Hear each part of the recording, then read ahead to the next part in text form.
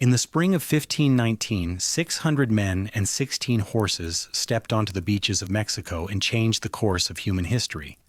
Their leader, a 34-year-old Spanish minor nobleman named Hernán Cortés, was about to orchestrate the most audacious conquest in recorded history: the destruction of an empire that ruled 25 million people from a capital city larger than any in Europe. Within 2 years, Tenochtitlan, the Venice of the New World, would lie in ruins. An entire civilization would cease to exist, and the reverberations would echo across continents for centuries. What followed was not a tale of inevitable European superiority, but a story of staggering brutality, impossible courage, devastating disease, and decisions so bold they bordered on madness. Before it ended, hundreds of thousands would die, empires would crumble, and the gold of the Americas would flow into Spanish coffers, financing European wars for generations.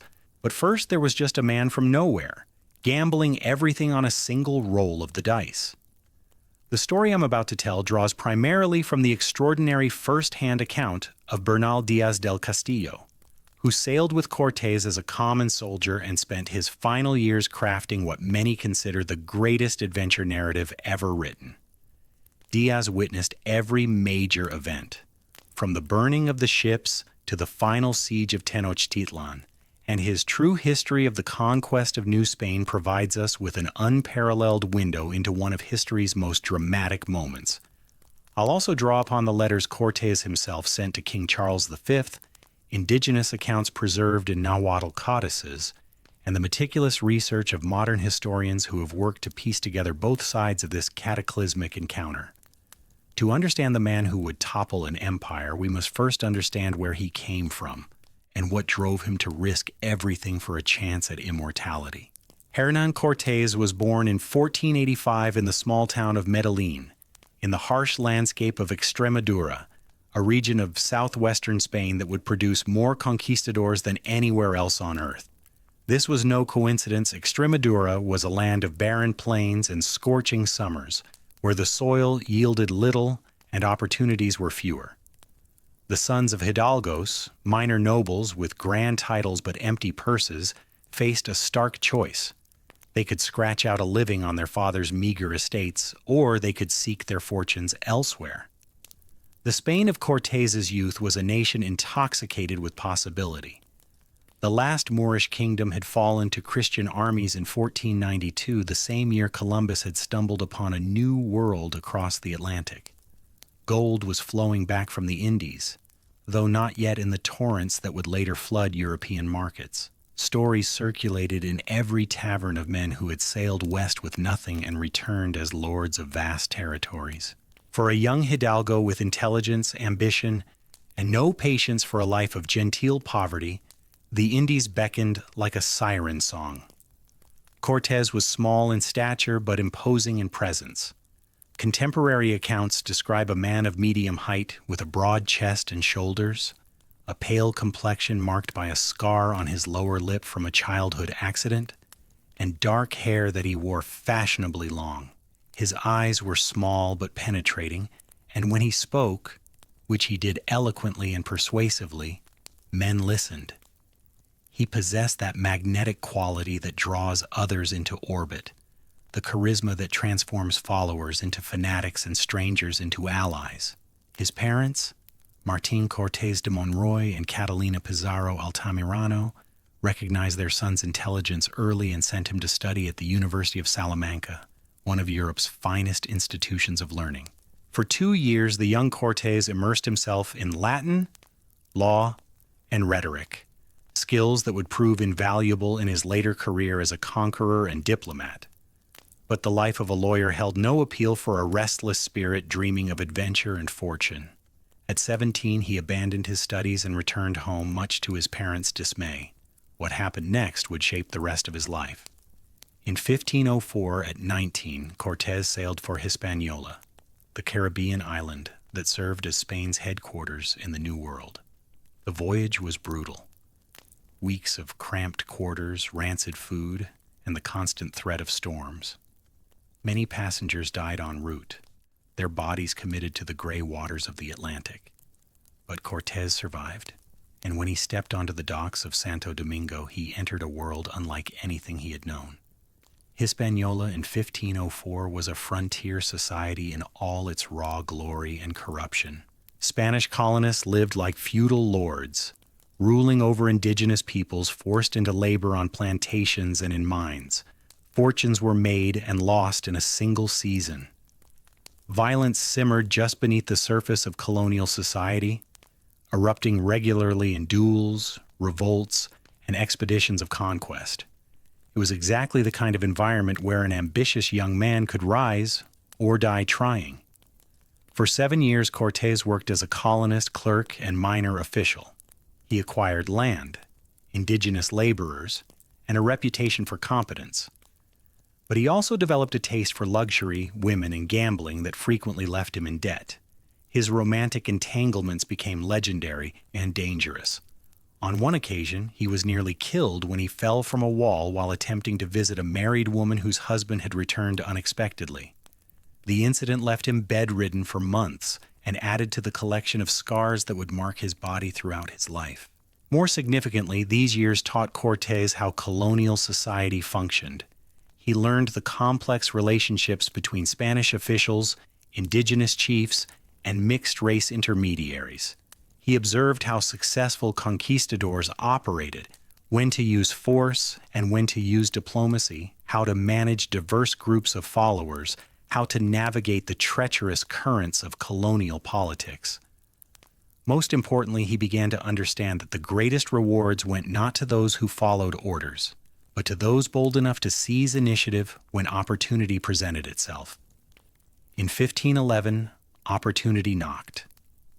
Diego Velázquez, the lieutenant governor of Hispaniola, was organizing an expedition to conquer Cuba. Cortés volunteered immediately and served with distinction during the conquest of the island. When the fighting ended, he was rewarded with an encomienda, a grant of land and indigenous laborers, that made him one of Cuba's wealthier colonists. He also became a close associate of Velázquez, who was appointed governor of the newly conquered island. For the next 8 years, Cortés prospered in Cuba. He built houses in both Santiago and Havana, acquired mines and plantations, and married Catalina Suarez, a woman from a prominent Spanish family. To outside observers, he appeared to be settling into the comfortable life of a colonial gentleman. But beneath the surface, restlessness gnawed at him. At 33, he had achieved modest success, but he had not achieved greatness. That achievement required a greater stage and higher stakes than Cuba could provide. The stage was being set on the Mexican coast. Since 1517, Spanish expeditions had been making contact with the mainland, bringing back tantalizing reports of vast indigenous populations, sophisticated cities, and quantities of gold that dwarfed anything found in the Caribbean islands. The first expedition, led by Francisco Hernández de Córdoba, had discovered the Yucatan Peninsula but had been driven off by fierce indigenous resistance. The second, commanded by Juan de Grijalva, had explored the coast of Mexico and returned with gold ornaments and stories of a great empire in the interior. These reports electrified the Spanish colonists in Cuba. Here was not another sparsely populated island, but a mainland teeming with people and wealth. Governor Velázquez began planning a third expedition, this one designed not merely to explore and trade, but to conquer and colonize. The venture would require substantial investment, skilled leadership, and men willing to risk their lives for the chance of enormous reward. Velázquez faced a delicate decision in choosing his expedition leader. The position demanded military experience, political acumen, and the personal wealth necessary to help finance the venture. It also required someone loyal enough to serve Velázquez's interests rather than pursuing independent ambitions. The governor's first choice was Baltasar Bermúdez, his brother-in-law, but Bermúdez died before the expedition could be organized. His second choice fell upon Hernán Cortés. The selection puzzled many in Cuba's Spanish community. While Cortés had shown competence in various roles, he had never commanded a major expedition. He was known to be ambitious, charismatic, and occasionally reckless. qualities that might make him difficult to control once he sailed beyond Velázquez's direct authority. Some of the governor's advisors warned against the appointment, suggesting that Cortés might prove too independent for his own good. But Velázquez had his reasons. Cortés had served faithfully during the conquest of Cuba. He possessed the intelligence and speaking ability to serve as the expedition's diplomat as well as its military commander. Most importantly, he had agreed to contribute a substantial portion of his own wealth to finance the venture, nearly a third of the total cost. For a governor operating on limited royal resources, Cortés's financial investment was decisive. The preparations began in earnest during the autumn of 1518. Cortés threw himself into the task with characteristic energy, spending lavishly from his own fortune and borrowing heavily against future profits. He commissioned the construction of ships, purchased artillery and crossbows, recruited horses from across Cuba, and assembled provisions for what was expected to be an extended campaign. Most crucially, he began recruiting men. The call for volunteers spread across Cuba and attracted a diverse collection of adventurers. Veteran soldiers who had served in Italy and the Caribbean saw an opportunity for one last great campaign. Young hidalgos fresh from Spain sought their first taste of conquest. Artisans, farmers, and laborers hoped to transform themselves from anonymous colonists into landed gentlemen. Each man who joined brought his own motivations, but all were united by a common dream: the chance to participate in a conquest that would make them wealthy beyond imagination. By early 1519, Cortés had assembled approximately 600 men, an enormous force by the standards of New World conquest expeditions. The roster included 500 8-foot soldiers, 109 sailors and marines, 32 crossbowmen, 13 musketeers, and a small artillery crew to operate 4 falconets, small cannons that fired iron balls weighing 3 to 6 pounds. The expedition's 16 horses represented a fortune in themselves. Each animal was worth more than a soldier's annual wages and would prove invaluable in a land where no indigenous people had ever seen such creatures. The human composition of the expedition reflected the complex society of early colonial Cuba.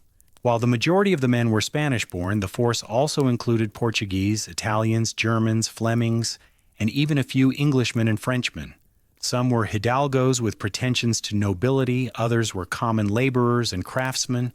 A significant number were mestizos and men of mixed heritage who had been born in the New World and saw the expedition as their path to advancement in Spanish colonial society. Among the notable figures who would play crucial roles in the conquest were Pedro de Alvarado, a tall, blond veteran of Caribbean campaigns who became known to the Aztecs as Tonatiuh, their word for the sun god, because of his golden hair and fierce demeanor. Cristobal de Olid brought experience from European wars and a reputation for reliability in battle. Gonzalo de Sandoval, barely 22 years old, possessed a combination of courage and diplomatic skill that would make him one of Cortés's most trusted lieutenants. The expedition also included several men whose skills would prove as valuable as any sword or cannon. Geronimo de Aguilar had been shipwrecked on the Yucatan coast 8 years earlier and had learned to speak Maya, knowledge that would be crucial for communication with indigenous peoples. Bernal Díaz del Castillo, then in his mid-20s, joined as a common soldier but possessed the education and observational skills that would eventually produce the conquest's definitive chronicle. As the preparations neared completion, tensions began to emerge between Cortés and Governor Velázquez.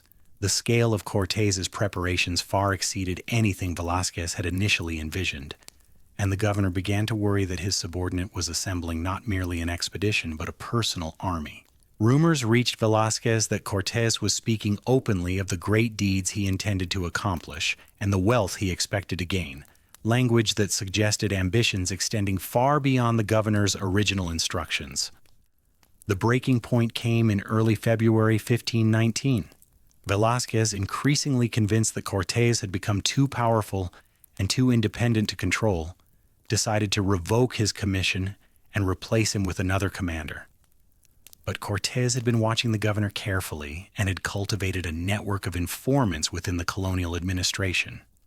When word reached him that Velázquez was preparing to strip him of command, he acted with the decisive speed that would characterize his entire career. On February 10, 1519, without waiting for official permission, Cortés ordered his fleet to sail from Santiago de Cuba. As the ships prepared to depart, Governor Velázquez himself rode to the harbor, arriving just as the vessels were casting off their lines. According to witnesses, the governor shouted across the water, demanding to know by what authority Cortés was departing. Cortés's reply, delivered from the deck of his flagship, would become legendary. "I go to serve God and His Majesty, to give light to those who sit in darkness, and to grow rich, as all men desire to do." With those words, Cortés severed his connection to legitimate Spanish authority in Cuba. He was now an outlaw, sailing toward an unknown coast with 600 men, whose only hope of avoiding punishment for mutiny lay in achieving a conquest so magnificent that the Spanish crown would forgive any irregularities in their authorization. The gamble was breathtaking in its audacity. If Cortés failed, he and every man who followed him would face charges of treason. If he succeeded, he might become one of the most powerful men in the Spanish Empire. The fleet consisted of 11 ships of various sizes, from Cortés's flagship, a substantial vessel capable of carrying 100 men, to smaller brigantines that held only 20 or 30. The ships were loaded beyond their safe capacity with men, horses, artillery, provisions, and trade goods. Every available space was crammed with supplies, from hardtack and salt pork to steel swords and crossbow bolts. The holds also contained more exotic cargo: glass beads and mirrors for trade with indigenous peoples, religious items for conducting mass, and instruments for navigation and surveying. The departure from Santiago was chaotic but exhilarating. Men who had spent months preparing for this moment finally saw their dreams becoming reality. The ship's holds were stuffed with everything they might need to conquer a continent: weapons and tools, food and wine, horses and mastiffs, cannons and crossbows. Many of the men had sold everything they owned to finance their participation in the expedition. Others had borrowed heavily against anticipated profits. All had committed themselves irrevocably to whatever fate awaited them on the Mexican coast. As the Cuban coastline faded behind them, Cortés gathered his men on the deck of the flagship and addressed them for the first time as their commander. According to several witnesses, his speech was masterful, a combination of practical reassurance and soaring rhetoric that transformed a collection of individual adventurers into a unified force with a shared purpose. He reminded them of the great conquests achieved by small forces of determined men. He spoke of the glory that awaited those brave enough to extend Christian civilization into heathen lands. Most importantly, he painted vivid pictures of the wealth they would all share once they had conquered the great empire that lay ahead. The speech revealed Cortés's understanding of what motivated his men. While some were driven by religious conviction and others by personal ambition, all were united by the desire for wealth and advancement that colonial Spanish society offered to few. Cortés promised them not merely gold, but the transformation of their social status. Common soldiers would become landed gentlemen. Minor hidalgos would become great lords. Men from nowhere would become founders of dynasties. It was a potent vision, made more powerful by the fact that similar transformations had already occurred during the conquests of Hispaniola and Cuba. But Cortés also understood that dreams alone would not sustain his men through the hardships ahead. His speech included practical promises as well. He would share in their dangers rather than commanding from safety. Every man would receive his fair portion of whatever wealth they discovered. No one would be abandoned if wounded or fallen sick. The expedition would succeed or fail as a brotherhood of arms, with each man's welfare tied to that of all the others. The fleet's first stop was at Trinidad, another Cuban port where Cortés hoped to recruit additional men and gather final supplies. His arrival caused a sensation among the Spanish colonists, who had heard rumors of the expedition's unauthorized departure but had not expected to see the ships themselves. Some men immediately requested to join the venture, drawn by Cortés's reputation and the obvious scale of his preparations. Others warned that Velázquez was sending ships in pursuit and that anyone who aided the expedition might face criminal charges. Cortés handled the situation with characteristic aplomb. He publicly maintained that his departure had been authorized, and that any delays were merely administrative oversights that would soon be resolved. Privately, he moved quickly to recruit additional men and gather intelligence about Velázquez's intentions. His spies confirmed that the governor was indeed organizing a pursuit, but they also revealed that many colonists were secretly sympathetic to Cortés's enterprise. The prospect of conquest and wealth was simply too appealing to resist, regardless of legal technicalities. During the stop at Trinidad, several men who would play crucial roles in the conquest joined the expedition. Among them was Francisco de Montejo, an experienced soldier and administrator who brought valuable organizational skills. Even more significant was the addition of Alonso Hernández Puerto Carrero, a hidalgo whose family connections in Spain would prove valuable if the expedition needed to defend itself against charges of illegal activity. From Trinidad, the fleet sailed to Havana, Cuba's most important port and Cortés's final opportunity to gather supplies before attempting the crossing to Mexico. The arrival of 11 ships crowded with armed men created a festival atmosphere in the town. Colonists came to the docks to marvel at the expedition's scale and to hear first-hand accounts of its ambitious goals. Many had never seen such a large force assembled for a single venture, and the sight reinforced their sense that this was no ordinary expedition but a historic enterprise that might reshape the balance of power in the New World. Cortés used the stop in Havana to address several practical concerns. Additional supplies were loaded, including extra weapons, medical supplies, and trade goods. More importantly, he used his time in port to continue molding his diverse collection of followers into a unified fighting force. Every evening he gathered groups of men around him, sharing meals and conversation that gradually broke down the barriers of region, class, and nationality that might otherwise have divided his command. These informal gatherings revealed another dimension of Cortés's leadership ability. He possessed an intuitive understanding of group dynamics and individual psychology that allowed him to identify potential problems before they became serious. When he sensed tensions between Spanish-born soldiers and those from the colonies, he arranged activities that forced them to work together.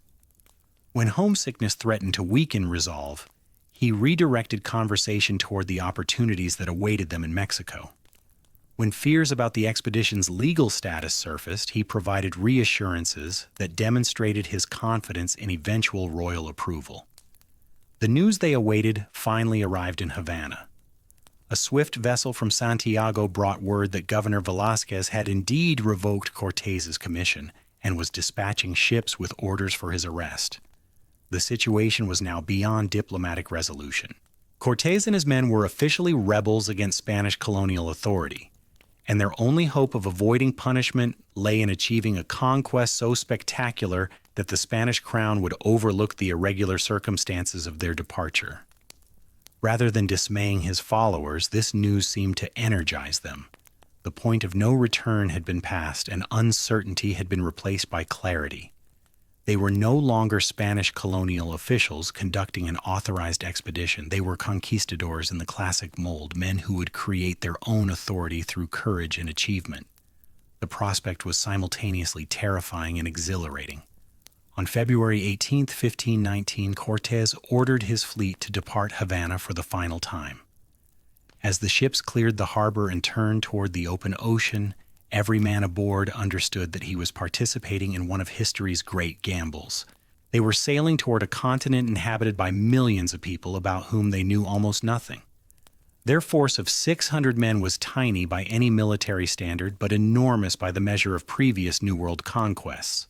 Success would bring them wealth beyond imagination, and a place in history alongside the greatest conquerors of the ancient world. Failure would mean death in an unknown land or disgrace in Spanish prisons. The crossing to Mexico took 8 days through waters that grew progressively warmer as the fleet moved south and west. The ships encountered several storms that separated the vessels and tested the seamanship of their crews. Horses died during the rough weather, their bodies committed to waters that teemed with sharks drawn by the scent of blood and decay. Men fell sick from a combination of poor food, crowded conditions, and the stress of anticipation. But the fleet held together, and on February 26, 1519, lookouts spotted the low green coastline of the Yucatan Peninsula. The sight of land after more than a week at sea sent a wave of excitement through the ships. Men crowded the rails to catch their first glimpse of the continent they intended to conquer. What they saw was unlike anything in their previous experience. The Caribbean islands had been sparsely populated, their indigenous peoples living in simple villages scattered across landscapes that seemed almost empty to European eyes. But the Mexican coast showed clear signs of dense human habitation. Smoke from countless fires rose into the sky. Cultivated fields extended inland from the beaches. Most remarkably, structures that could only be described as cities were visible in the distance, their buildings gleaming white in the tropical sun. Cortés ordered his fleet to follow the coastline eastward, searching for a suitable landing site while gathering intelligence about the land and its inhabitants. The ships passed several indigenous settlements, their occupants gathering on beaches to stare at the strange vessels with their billowing white sails. Some fled inland at the sight of the ships. Others appeared to be making signals. Whether hostile or welcoming was impossible to determine from a distance. The Spanish were equally curious about the people watching them from shore. These were clearly not the simple islanders they had encountered in the Caribbean. Their clothing appeared more sophisticated, their settlements larger and more permanent. Most intriguingly, some of the observers wore what appeared to be armor and carried weapons that caught the sunlight like polished metal. Whatever civilization existed on this coast, it was clearly more advanced than anything the Spanish had previously encountered in the New World. After several days of coastal navigation, Cortés selected a landing site on the island of Cozumel, just off the Yucatan coast. The location offered several advantages. It provided shelter for the ships, fresh water for the men, and an opportunity to make first contact with indigenous peoples under relatively controlled circumstances. Most importantly, it would allow Cortés to reorganize his expedition after the Atlantic crossing and prepare his men for whatever challenges awaited them on the mainland. The landing on Cozumel marked the beginning of the conquest of Mexico, though none of the participants could have imagined the scope of what they were beginning. As Spanish soldiers waded through the surf, their steel weapons gleaming in the tropical sun and their horses snorting nervously at the unfamiliar sights and smells, they were crossing more than the narrow channel that separated island from mainland.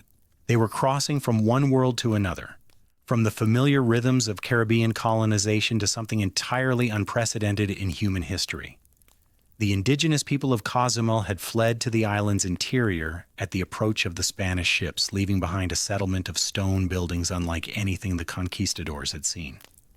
These were not the wooden huts of Caribbean islands, but permanent structures built with sophisticated masonry techniques.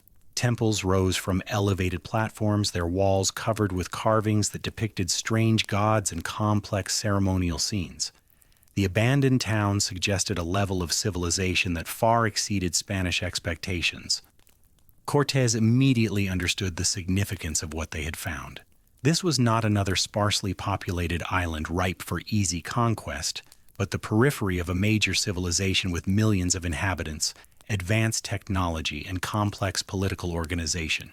The challenge they faced would be qualitatively different from previous conquests. Instead of subduing scattered bands of simple islanders, they would be attempting to overthrow one of the world's great empires with a force smaller than the garrison of a typical European fortress. The magnitude of the challenge was matched by the scale of the potential rewards.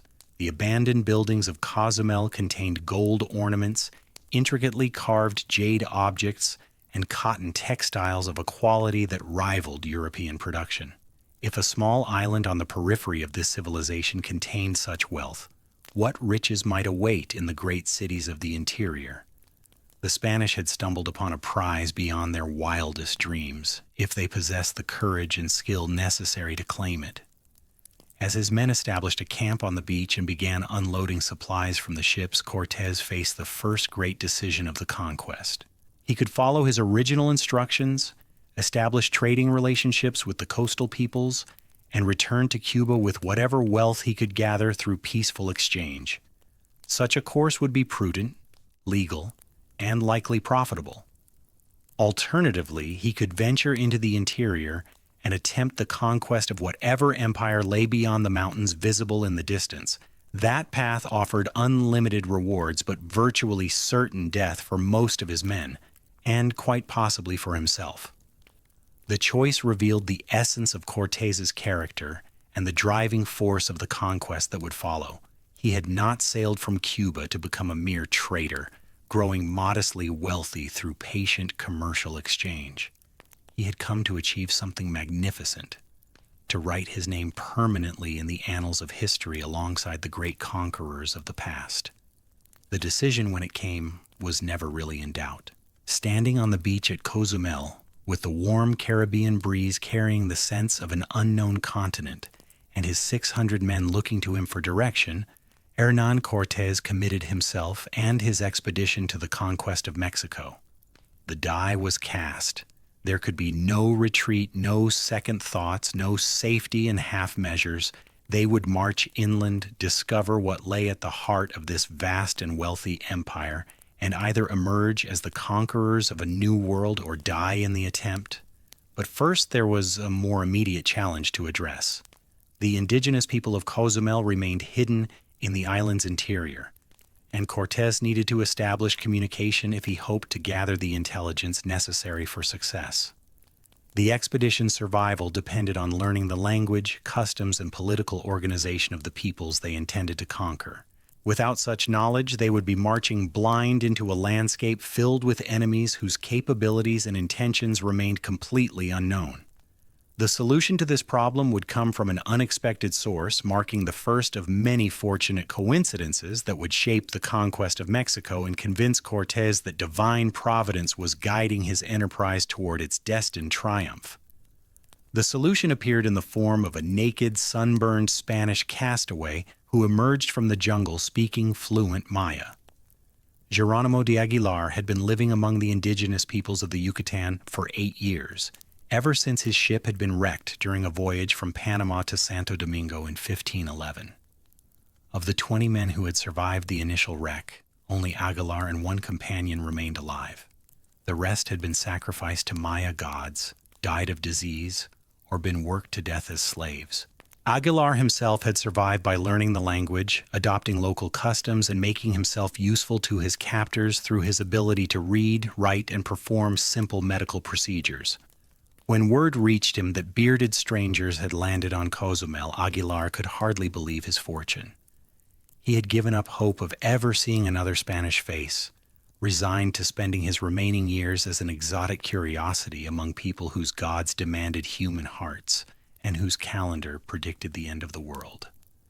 But now, against all odds, rescue had arrived in the form of 11 ships and 600 men. Cortés received Aguilar like a gift from heaven. Here was not merely an interpreter, but a man who had spent 8 years learning the intricacies of indigenous society. Aguilar could explain the complex relationships between different Maya city-states, the religious beliefs that govern daily life, and the military capabilities of potential enemies and allies. Most crucially, he could serve as a bridge between two worlds that had never before encountered each other, translating not merely words but concepts, customs, and intentions. Through Aguilar's translation, Cortés was able to establish peaceful contact with the people of Cozumel. The indigenous inhabitants, initially terrified by the appearance of these pale, bearded strangers with their enormous canoes and four-legged monsters, gradually emerged from hiding as Aguilar assured them that the Spanish came in peace. What followed were the first diplomatic negotiations between Europeans and the peoples of Mexico, conversations that would establish patterns of interaction, misunderstanding, and mutual manipulation that would characterize the entire conquest. The Maya chiefs of Cozumel were sophisticated political operators who understood immediately that the arrival of the Spanish represented both opportunity and danger. These strangers possessed weapons of unprecedented power: thunder sticks that could kill at a distance, metal swords that could cleave through traditional armor, and most terrifying of all, mounted warriors whose horse and rider combinations appeared to be single creatures of mythological proportions. Such weapons could be decisive in the constant warfare between Maya city-states, but only if their owners could be convinced to choose the right side. Cortés, for his part, was learning his first lessons in New World diplomacy. The indigenous peoples he encountered were not simple savages grateful for European civilization, but calculating political actors with their own agendas. They possessed detailed knowledge of regional politics, sophisticated intelligence networks, and clear concepts of military alliance and betrayal. Most importantly, they were willing to cooperate with the Spanish not out of awe or submission, but because they believed such cooperation might advance their own interests against traditional enemies. The negotiations at Cozumel established principles that would govern Spanish indigenous relations throughout the conquest. The Spanish would present themselves as powerful allies capable of providing military support in existing conflicts. Indigenous groups would offer knowledge, supplies, and warriors in exchange for Spanish assistance against their enemies. Neither side fully understood the other's ultimate intentions, but both saw immediate advantages in temporary cooperation. These early diplomatic exchanges also revealed the profound cultural chasms that separated the two worlds now coming into contact. The Spanish were horrified by evidence of human sacrifice, skulls displayed in temple courtyards, altars stained with dried blood, priests whose hair was matted with the gore of countless victims. The Maya, in turn, were puzzled by Spanish religious practices that seemed to worship a god who had died, confused by European concepts of individual property ownership, and alarmed by Spanish attitudes toward their women. Cortés used his time at Cozumel to address one of his expedition's most pressing needs, the establishment of clear command authority. The men who had followed him from Cuba represented a coalition of individual adventurers rather than a disciplined military unit. Many were veterans of European wars who had served under different commanders and were accustomed to different tactical systems. Others were colonists with no military experience who had joined the expedition hoping for easy wealth. All needed to be welded into a unified force capable of facing the enormous challenges that lay ahead. The process began with the establishment of clear military hierarchy. Cortés appointed captains for different companies, assigning men with complementary skills and regional backgrounds to the same units. Pedro de Alvarado received command of the expedition's most experienced soldiers. Cristobal de Olid was placed in charge of the artillery and crossbowmen. Gonzalo de Sandoval, despite his youth, was given responsibility for the cavalry, a position that reflected both his horsemanship skills and Cortés's confidence in his judgment. But military organization was only part of the challenge. Cortés also needed to create legal foundations for his expedition's actions that would protect his men from charges of rebellion when they eventually returned to Spanish territory. The solution was characteristically audacious. He would establish his own independent municipality, complete with elected officials and legal charter that would derive its authority directly from the Spanish crown rather than from colonial governors like Velázquez. On March 22, 1519, the Spanish founded the settlement of Villa de la Vera Cruz, the rich town of the True Cross, on the Mexican mainland near present-day Veracruz. The ceremony was elaborate and carefully choreographed to establish legal precedents. Cortés formally resigned his commission from Velázquez, reducing himself to the status of a private citizen. The colonists then elected a town council, or cabildo, which immediately appointed Cortés as captain general and chief magistrate of the new municipality. In the space of a few hours, Cortés had transformed himself from a rebel fleeing colonial authority into the legitimate representative of Spanish royal power in Mexico. The legal maneuvering was brilliant in its simplicity. Spanish law recognized the right of colonists to establish independent municipalities when they were beyond the effective control of existing governmental authority. Such municipalities could then appeal directly to the crown for recognition and support. By founding Veracruz, Cortés had created a legal framework that bypassed Velázquez entirely and placed his expedition under direct royal authority. When the king eventually learned of the conquest of Mexico, he would be presented not with the unauthorized actions of a rebel, but with the accomplished facts of successful colonization carried out by his loyal subjects. The founding of Veracruz also served important psychological purposes. The act of establishing a permanent settlement signaled that the expedition was committed to long-term occupation rather than mere raiding. The colonists were no longer temporary visitors who might retreat to Cuba if the going became difficult. They were permanent residents of Mexico with nowhere to go but forward. The ceremony created a shared sense of purpose and mutual dependence that strengthened group cohesion at a crucial moment. While these political and military preparations were underway, Cortés was also gathering intelligence about the great empire that lay in the interior. Through Aguilar's translations and information provided by Maya informants, he learned that the coast was merely the periphery of a vast political system centered on a magnificent city called Tenochtitlan. This city, built on an island in a great lake high in the mountains, was ruled by an emperor named Moctezuma, who commanded the loyalty of millions of subjects and controlled wealth beyond European comprehension. The reports of Tenochtitlan seemed almost too fantastic to believe. Maya informants described a city larger than Seville, connected to the mainland by great causeways and supplied by canals that carried goods from across the empire. The emperor's palace contained rooms lined with gold, gardens filled with exotic birds and animals, and treasuries that held the accumulated wealth of conquered peoples. Most remarkably, the city was said to contain markets where tens of thousands of people gathered daily to trade goods from regions hundreds of miles away. But the indigenous informants also revealed that this great empire, despite its wealth and power, was not invulnerable. The Aztec state was relatively young, having risen to dominance only within the past century through a combination of military conquest and diplomatic alliance. Many of the peoples under Aztec rule remained resentful of the tribute payments and human sacrifices demanded by their overlords. Some groups had been incorporated into the empire so recently that their loyalty remained questionable. Most importantly, Aztec military doctrine relied heavily on capturing enemies for sacrifice rather than killing them outright, a practice that might be exploited by opponents with different tactical objectives. This intelligence was crucial for Cortés's strategic planning. A direct assault on Tenochtitlan by 600 Spanish soldiers would be suicidal regardless of their technological advantages.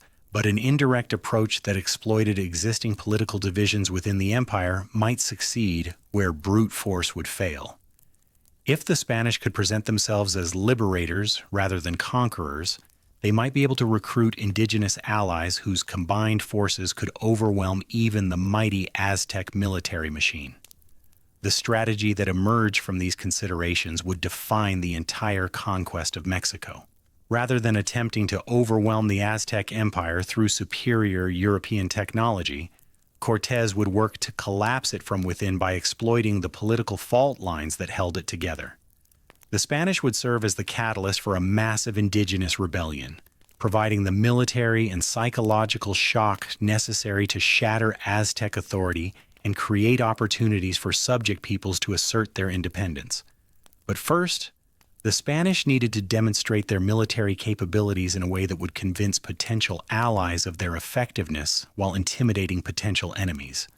That opportunity came in March 1519, when the expedition encountered serious indigenous resistance for the first time at the Maya city of Potonchan, near the mouth of the Grijalva River. The people of Potonchan had initially welcomed Spanish traders the previous year, but recent events had convinced them that these bearded strangers represented a threat to their independence. Reports from Cozumel suggested that the Spanish were not merely interested in trade, but intended to establish permanent settlements and impose their own authority. Worse, Spanish demands for food, water, and tribute had become increasingly aggressive, suggesting that peaceful coexistence might be impossible. When Cortés approached Potonchan with his fleet, the city's warriors were waiting. Thousands of Maya soldiers lined the riverbanks, their bodies painted for war, and their weapons gleaming in the tropical sun.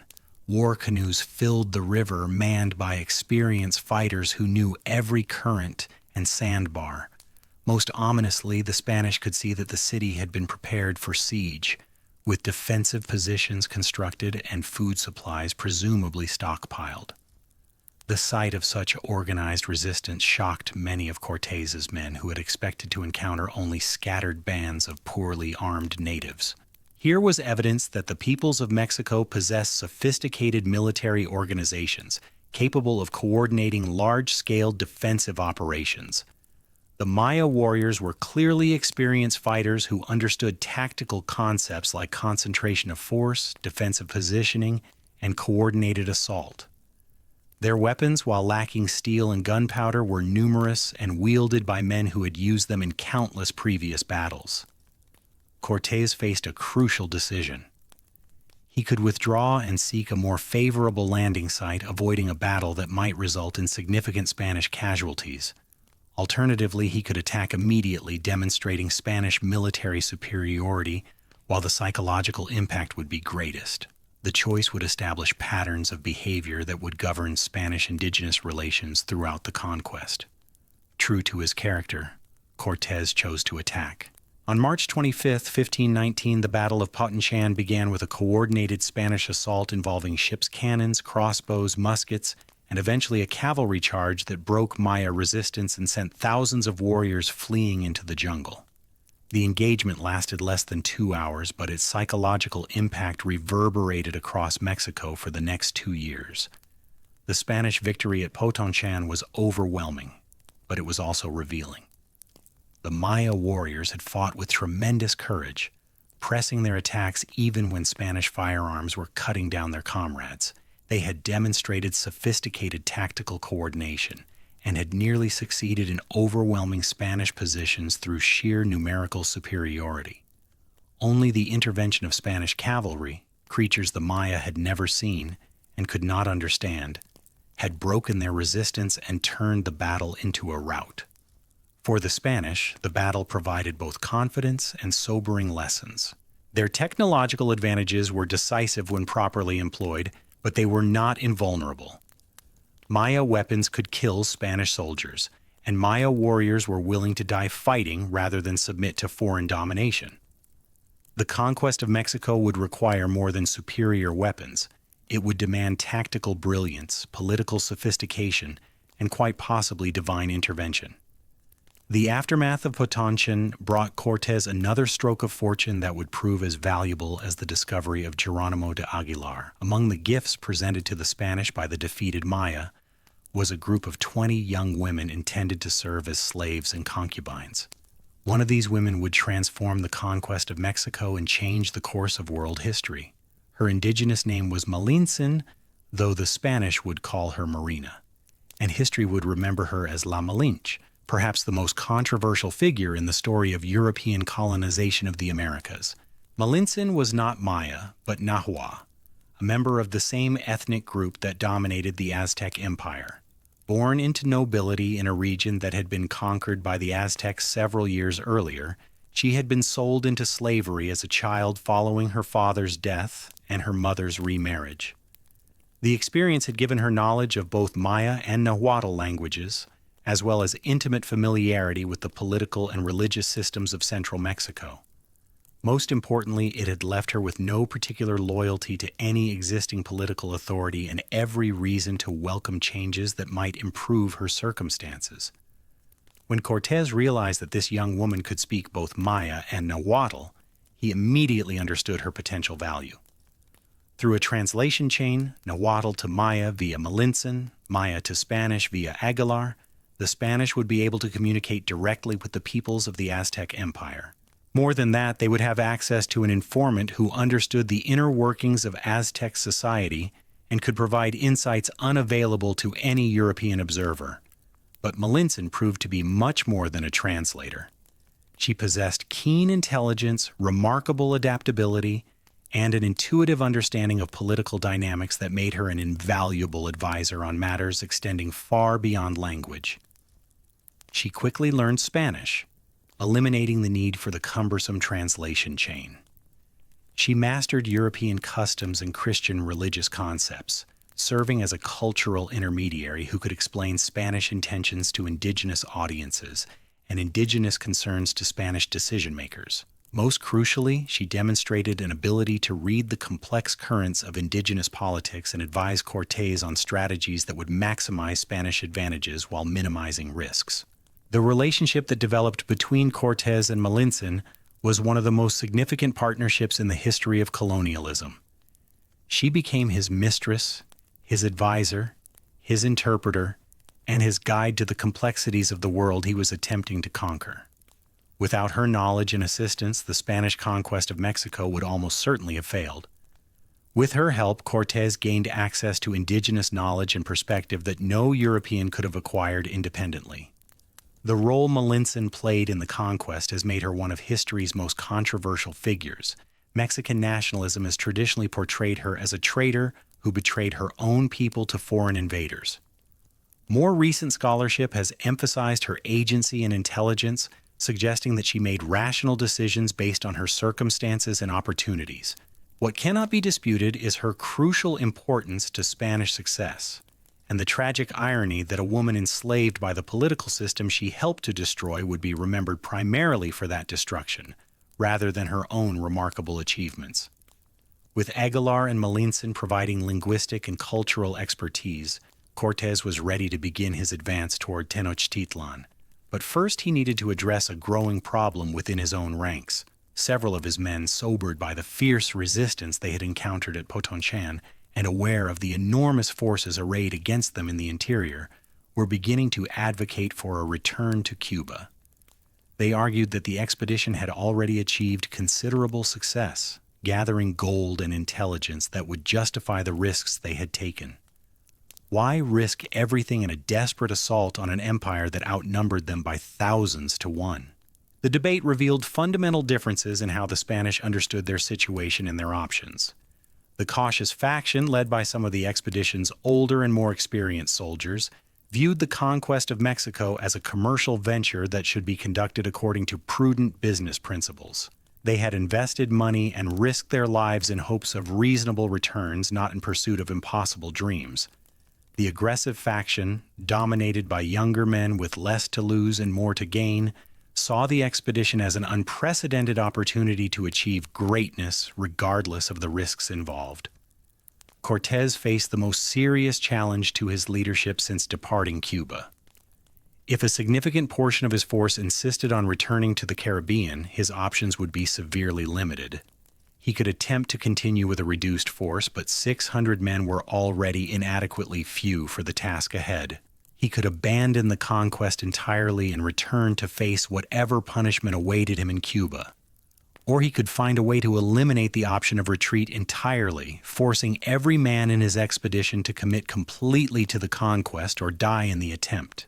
The solution he chose was characteristically bold and irreversible. On June 21, 1519, Cortés ordered his men to destroy their own ships.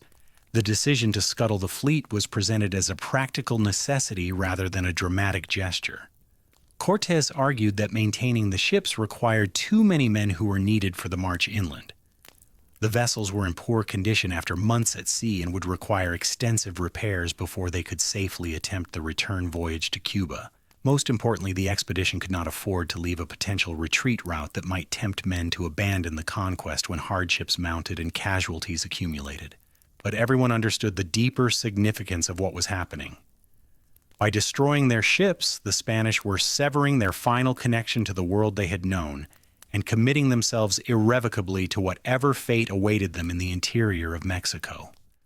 There would be no retreat, no second thoughts, no safety in half measures. They would conquer the Aztec Empire or die in the attempt. There were no other options. The destruction of the ships created a profound psychological transformation within the Spanish force. Men who had been questioning the wisdom of the enterprise now threw themselves into preparations with desperate energy. If they were going to die in Mexico, they would at least die fighting for the greatest prize in human history. If they were going to live, it would be as conquerors of an empire that would make them the wealthiest men in the world. The practical preparations for the march to Tenochtitlan revealed the magnitude of the challenge the Spanish had undertaken. 600 men, 16 horses, and a few small cannons would attempt to traverse hundreds of miles of unknown territory inhabited by millions of people who had never seen Europeans and had no reason to welcome their arrival. The expedition would be completely dependent on local populations for food, water, and information about routes and conditions. Any serious resistance could destroy them, while even minor delays might prove fatal if they exhausted their limited supplies of gunpowder and medicine. Cortés addressed these challenges through a combination of careful planning and calculated audacity. The expedition's route would take them through the territories of various indigenous groups, some allied to the Aztecs and others hostile to Aztec rule. Spanish strategy would focus on exploiting these political divisions, presenting themselves as liberators to oppressed peoples while demonstrating their military capabilities to potential enemies. The key was to move quickly enough to prevent Aztec forces from organizing effective resistance while moving slowly enough to secure reliable indigenous allies along the route. The first major test of this strategy came when the expedition entered the territory of the Tlaxcalans, a confederation of city-states that had successfully resisted Aztec conquest for decades. The Tlaxcalans were experienced warriors who understood that their independence depended on preventing any outside force from becoming too powerful in central Mexico. The arrival of strange, pale-skinned men with unknown weapons represented exactly the kind of threat that required immediate military response. The war that erupted between the Spanish and the Tlaxcalans in September 1519 was the most serious challenge Cortés's expedition faced before reaching Tenochtitlan. For weeks, Tlaxcalan armies numbering in the tens of thousands attacked Spanish positions with suicidal courage and tactical sophistication. The defenders had the advantages of numbers, terrain knowledge, and unlimited supplies, while the Spanish were increasingly short of gunpowder, arrows, and medical supplies for their wounded. What saved the Spanish was not superior technology, but superior diplomacy. Cortés understood that the Tlaxcalans were fighting not because they were inherently hostile to Spanish presence, but because they feared that these newcomers might ally with their Aztec enemies. Through careful negotiation conducted with Malintzín's crucial assistance, he was able to convince Tlaxcalan leaders that the Spanish were actually enemies of the Aztec Empire, who could help Tlaxcala achieve final victory over their traditional oppressors. The transformation of the Tlaxcalans from enemies to allies was one of the crucial turning points of the conquest. When peace was finally concluded in late September 1519, Cortés gained not merely safe passage through Tlaxcalan territory, but active military support from one of Mexico's most formidable fighting forces. Thousands of Tlaxcalan warriors would accompany the Spanish on their march to Tenochtitlan, providing the numerical strength that made conquest of the Aztec capital militarily feasible. But the alliance with Tlaxcala also marked the point where the Spanish conquest of Mexico became something more complex and morally ambiguous than a simple clash between European and indigenous civilizations. Cortés was no longer leading a Spanish expedition against indigenous resistance. He was serving as the focal point for a massive indigenous rebellion against Aztec rule. The destruction of the Aztec Empire would be accomplished primarily by indigenous warriors fighting under Spanish leadership against other indigenous peoples who had chosen to maintain their loyalty to existing political authorities. The march from Tlaxcala to Tenochtitlan took the Spanish through some of the most densely populated and highly developed regions in the pre-Columbian Americas. Villages and cities succeeded one another with bewildering frequency, connected by roads that rivaled the best European highways and sustained by agricultural systems of remarkable sophistication. The expedition was traveling through one of the world's great civilizations at the height of its power and prosperity. The Spanish response to what they encountered revealed both the possibilities and the limitations of cross-cultural understanding. Many were genuinely awed by the architectural achievements they witnessed. Temples larger than European cathedrals, palaces more elaborate than royal residences in Spain, markets that dwarfed anything in the Old World. They recognized that they were encountering a level of civilization that challenged European assumptions about indigenous peoples and forced reconsideration of their own cultural superiority. But other aspects of Aztec civilization horrified and disgusted the Spanish in ways that made peaceful coexistence impossible. The practice of human sacrifice, conducted on a scale that European observers found almost incomprehensible, represented a fundamental assault on Christian concepts of human dignity and divine will. Temples whose steps were stained with the blood of thousands of victims, altars where human hearts still burned as offerings to alien gods, and priests whose hair was matted with the gore of countless sacrifices created an atmosphere of supernatural evil that convinced many Spanish that they were literally fighting against the forces of Satan. The theological implications of these discoveries were profound. If indigenous peoples were capable of creating cities and governments that rivaled European achievements, they clearly possessed rational souls and could not be dismissed as mere beasts. But if they were rational beings created by God, how could they have developed religious systems that demanded such abominations? The only satisfactory explanation was that they had been deceived by Satan into worshiping demons disguised as gods. Their conquest was therefore not merely a matter of political and economic advantage, but a religious crusade to liberate millions of souls from diabolic bondage. This interpretation provided crucial psychological support for Spanish soldiers, who might otherwise have been overwhelmed by the magnitude of what they were attempting. They were not merely foreign invaders seeking to steal the wealth of a magnificent civilization. They were Christian knights engaged in holy war against the powers of darkness. The gold they would plunder was not theft, but the rightful reward for their service to God. The cities they would destroy deserved destruction because they had been built to honor false gods. The people they would kill in battle were not innocent victims, but willing servants of evil who had chosen damnation over salvation. As the expedition approached Tenochtitlan in early November 1519, both the Spanish and their Tlaxcalan allies were entering psychological territory as unknown as the physical landscape around them. The Spanish had never seen an urban center that could compare with the Aztec capital, while the Tlaxcalans were about to enter the heart of an empire they had fought for generations without ever seriously threatening. Both groups were sustained by the conviction that they were participating in a historical moment of unprecedented significance, the collision of worlds that would reshape human civilization. The first glimpse of Tenochtitlan came as the expedition crested the rim of the Valley of Mexico and looked down upon a site that would haunt European imaginations for centuries. Spread across the waters of Lake Texcoco was a city larger than any in Europe, its white buildings gleaming in the thin mountain air like something from a dream or vision. Causeways stretched across the lake's surface, connecting the island city to the mainland and creating the impression of a vast spider web with Tenochtitlan as its glittering center. Canoes moved like water beetles across the lake's surface, carrying goods and people between the capital and the dozens of smaller cities that lined the lakeshore. Bernal Díaz del Castillo, the expedition's chronicler, would later write that many Spanish soldiers wondered whether what they were seeing was real or a product of enchantment. The scale and beauty of Tenochtitlan exceeded anything in their previous experience or imagination.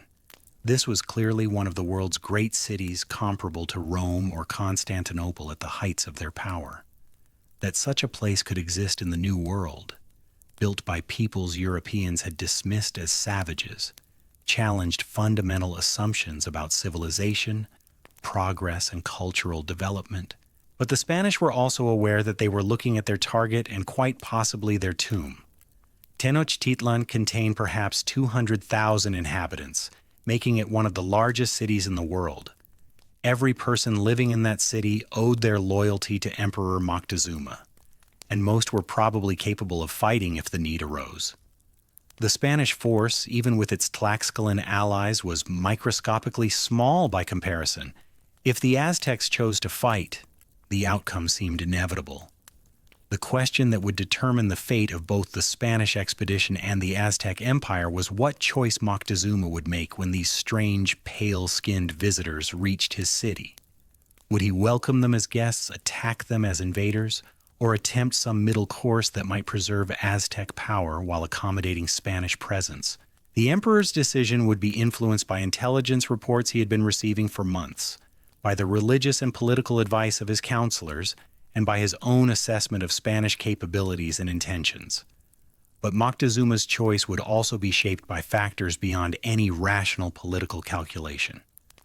The arrival of the Spanish had coincided with a series of omens and portents that Aztec priests interpreted as signs of impending cosmic transformation. Ancient prophecies spoke of the return of the god Quetzalcoatl, who would reclaim his rightful place as ruler of Mexico and usher in a new age of peace and prosperity.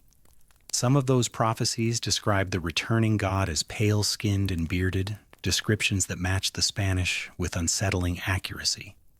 The psychological impact of these religious beliefs cannot be overstated. Moctezuma was not merely facing a military and political challenge from foreign invaders, he was confronting the possibility that divine will was manifesting itself through historical events beyond human control. If the Spanish were indeed representatives of Quetzalcoatl, resistance would be not merely futile, but blasphemous. If they were merely foreign invaders exploiting religious confusion, then decisive military action was essential to preserve Aztec independence. The emperor's uncertainty created a window of opportunity that Cortés exploited with characteristic boldness. Rather than approaching Tenochtitlan as a supplicant seeking permission to trade, he presented himself as a representative of the Spanish crown, who expected to be received with the honors due to an imperial ambassador. Rather than requesting accommodation in the city's outskirts, he announced his intention to enter Tenochtitlan itself and meet with Moctezuma face to face.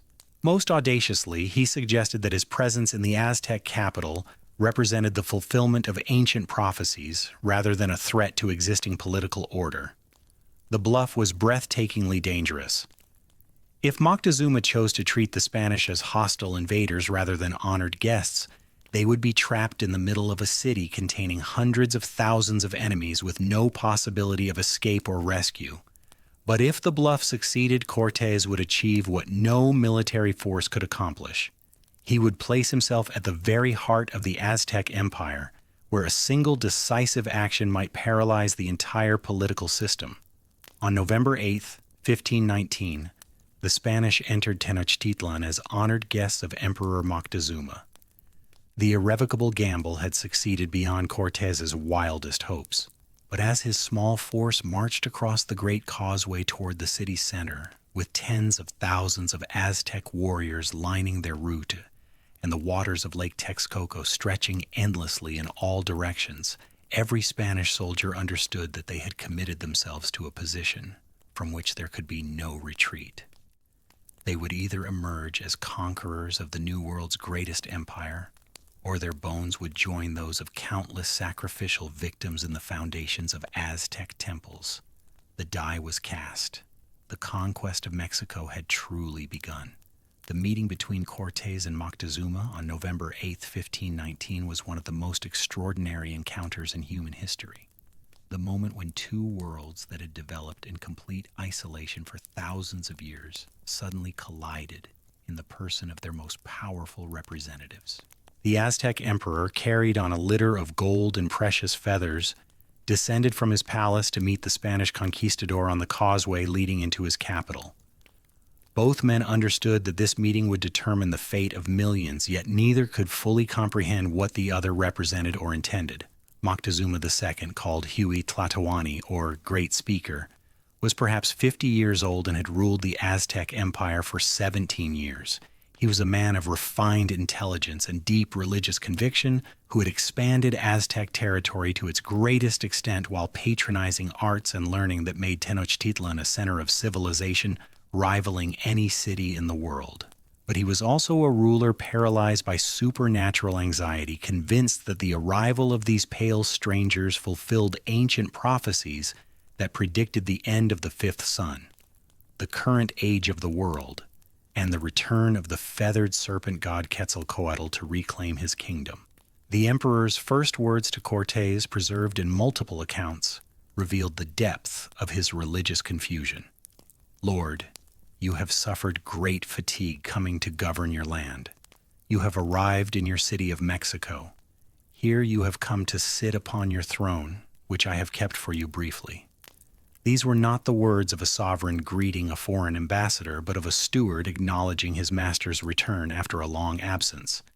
In that single sentence, Moctezuma surrendered the psychological initiative that might have preserved Aztec independence. Cortés, for his part, understood immediately the advantage he had been given. Through Malinson's translation, he grasped that the emperor was interpreting Spanish arrival through a religious framework that made resistance seem not merely difficult, but impious. Rather than correcting this misunderstanding, Cortés encouraged it. responding with carefully ambiguous language that reinforced Moctezuma's supernatural fears while avoiding explicit claims to divinity that might have exposed the deception. The Spanish were quartered in the palace of Moctezuma's father, Axayacatl, a complex of buildings that could house their entire force while keeping them under careful observation.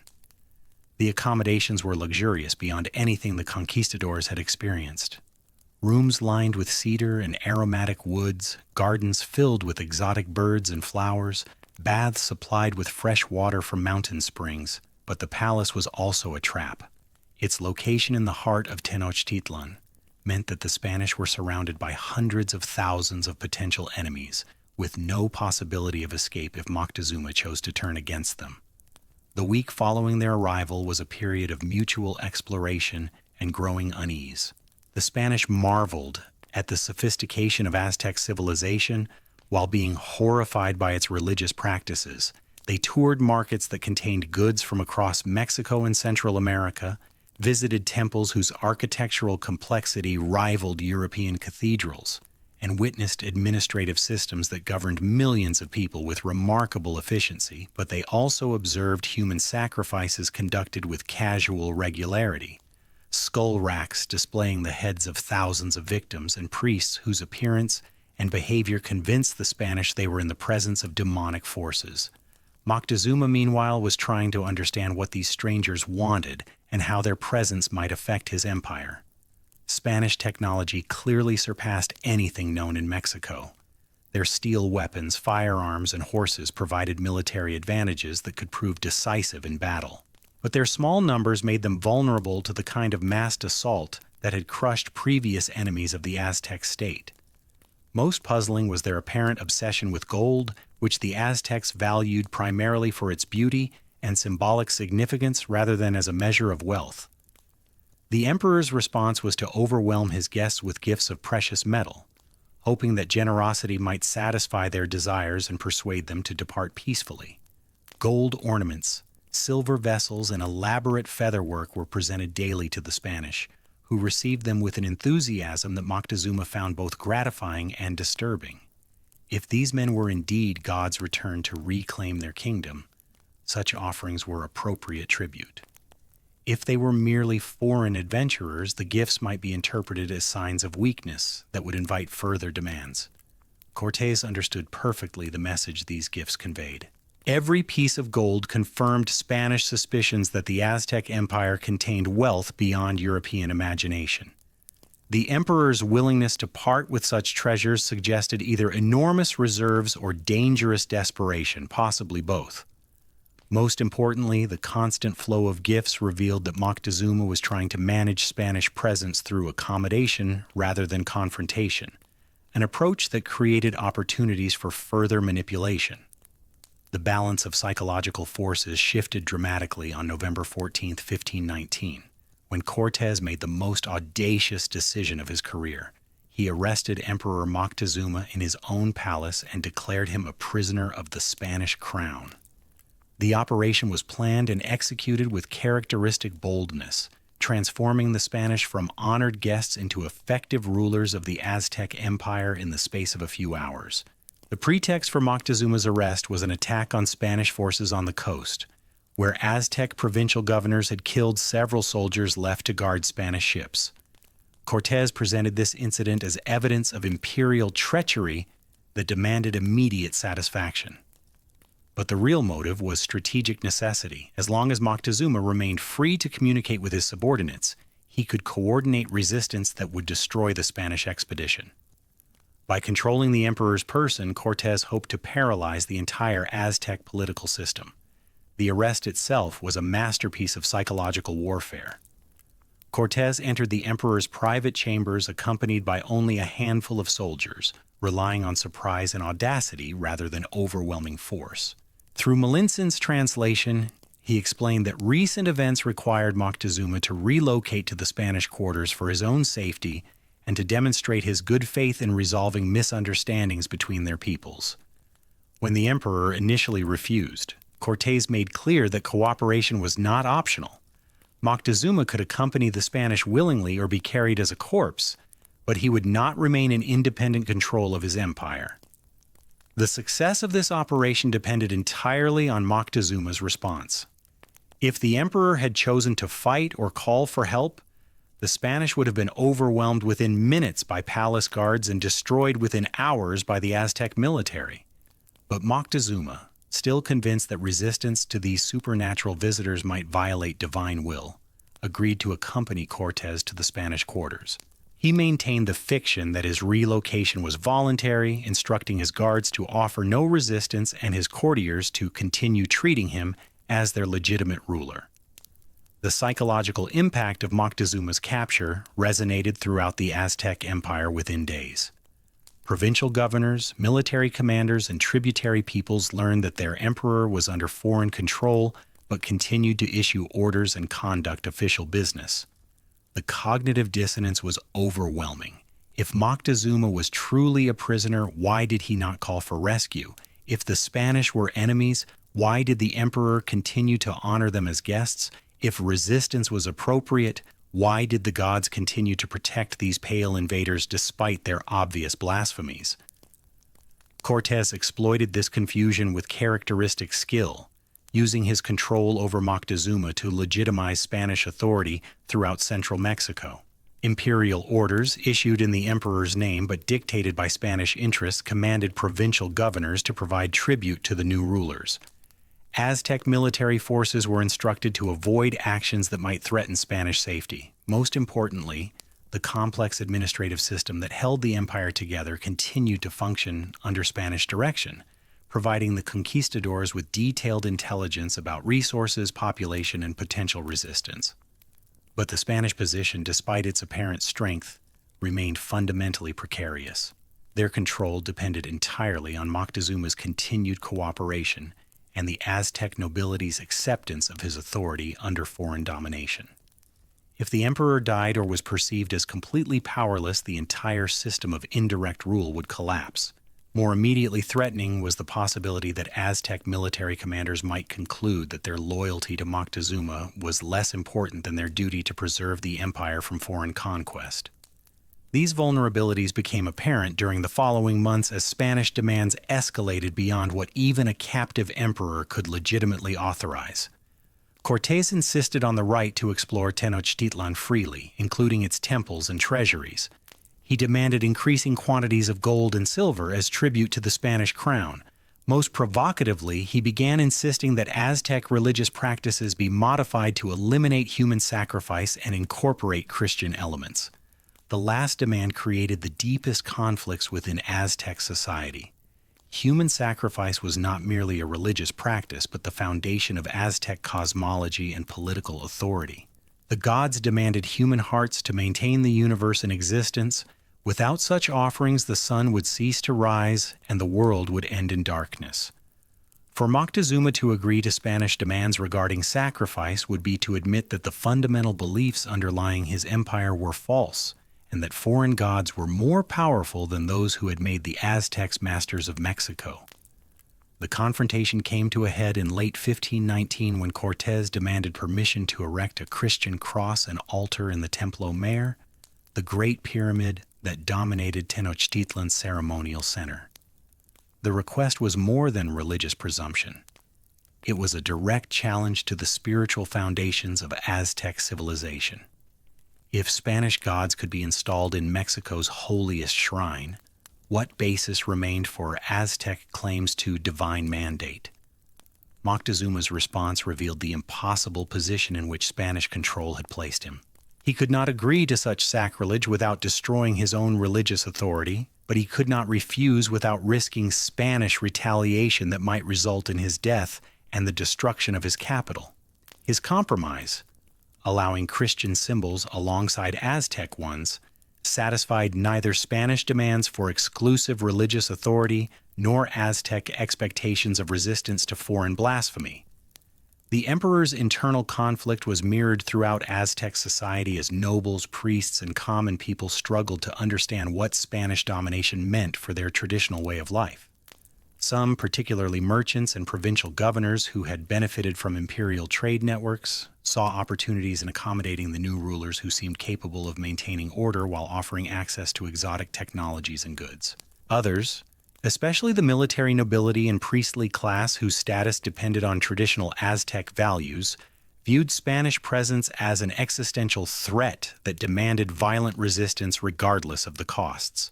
The tensions within Tenochtitlan were exacerbated by developments beyond the city that threatened to expose the limitations of Spanish control. News arrived regularly of resistance movements in various parts of the empire, as provincial peoples tested whether Aztec military power remained effective under foreign domination. Some tributary communities stopped sending required payments, interpreting Moctezuma's captivity as evidence that imperial authority had collapsed.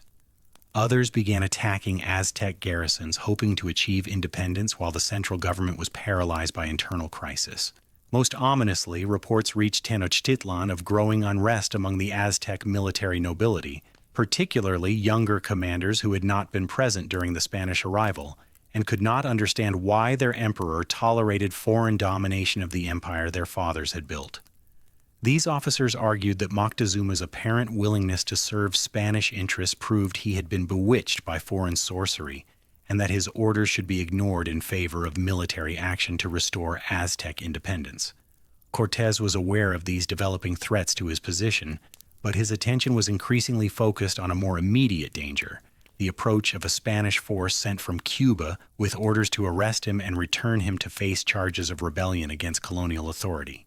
Governor Velázquez had finally organized a response to Cortés's unauthorized expedition, dispatching nearly 1,000 men under the command of Pánfilo de Narváez, with instructions to bring the rogue conquistador back to Cuba in chains. The news of Narváez's approach created a crisis that tested all of Cortés's strategic and tactical abilities. He could not ignore the threat, since defeat would mean the end of his conquest and quite possibly his life. But he could not abandon Tenochtitlan without risking an Aztec uprising that would destroy everything he had accomplished. The solution required dividing his already inadequate forces, leaving a portion in the Aztec capital, while leading the remainder to confront his Spanish enemies on the coast. The decision to leave Tenochtitlan was one of the most difficult of Cortés's career. His force in the capital was barely sufficient to maintain control under optimal conditions. Reducing it further invited disaster. But allowing Narváez to establish a base on the Mexican coast would be equally dangerous, since the new arrivals might either attack the conquest force or attempt to negotiate independent agreements with indigenous peoples. The only hope lay in defeating Narváez quickly and decisively, then returning to Tenochtitlan before Aztec resistance could organize effectively.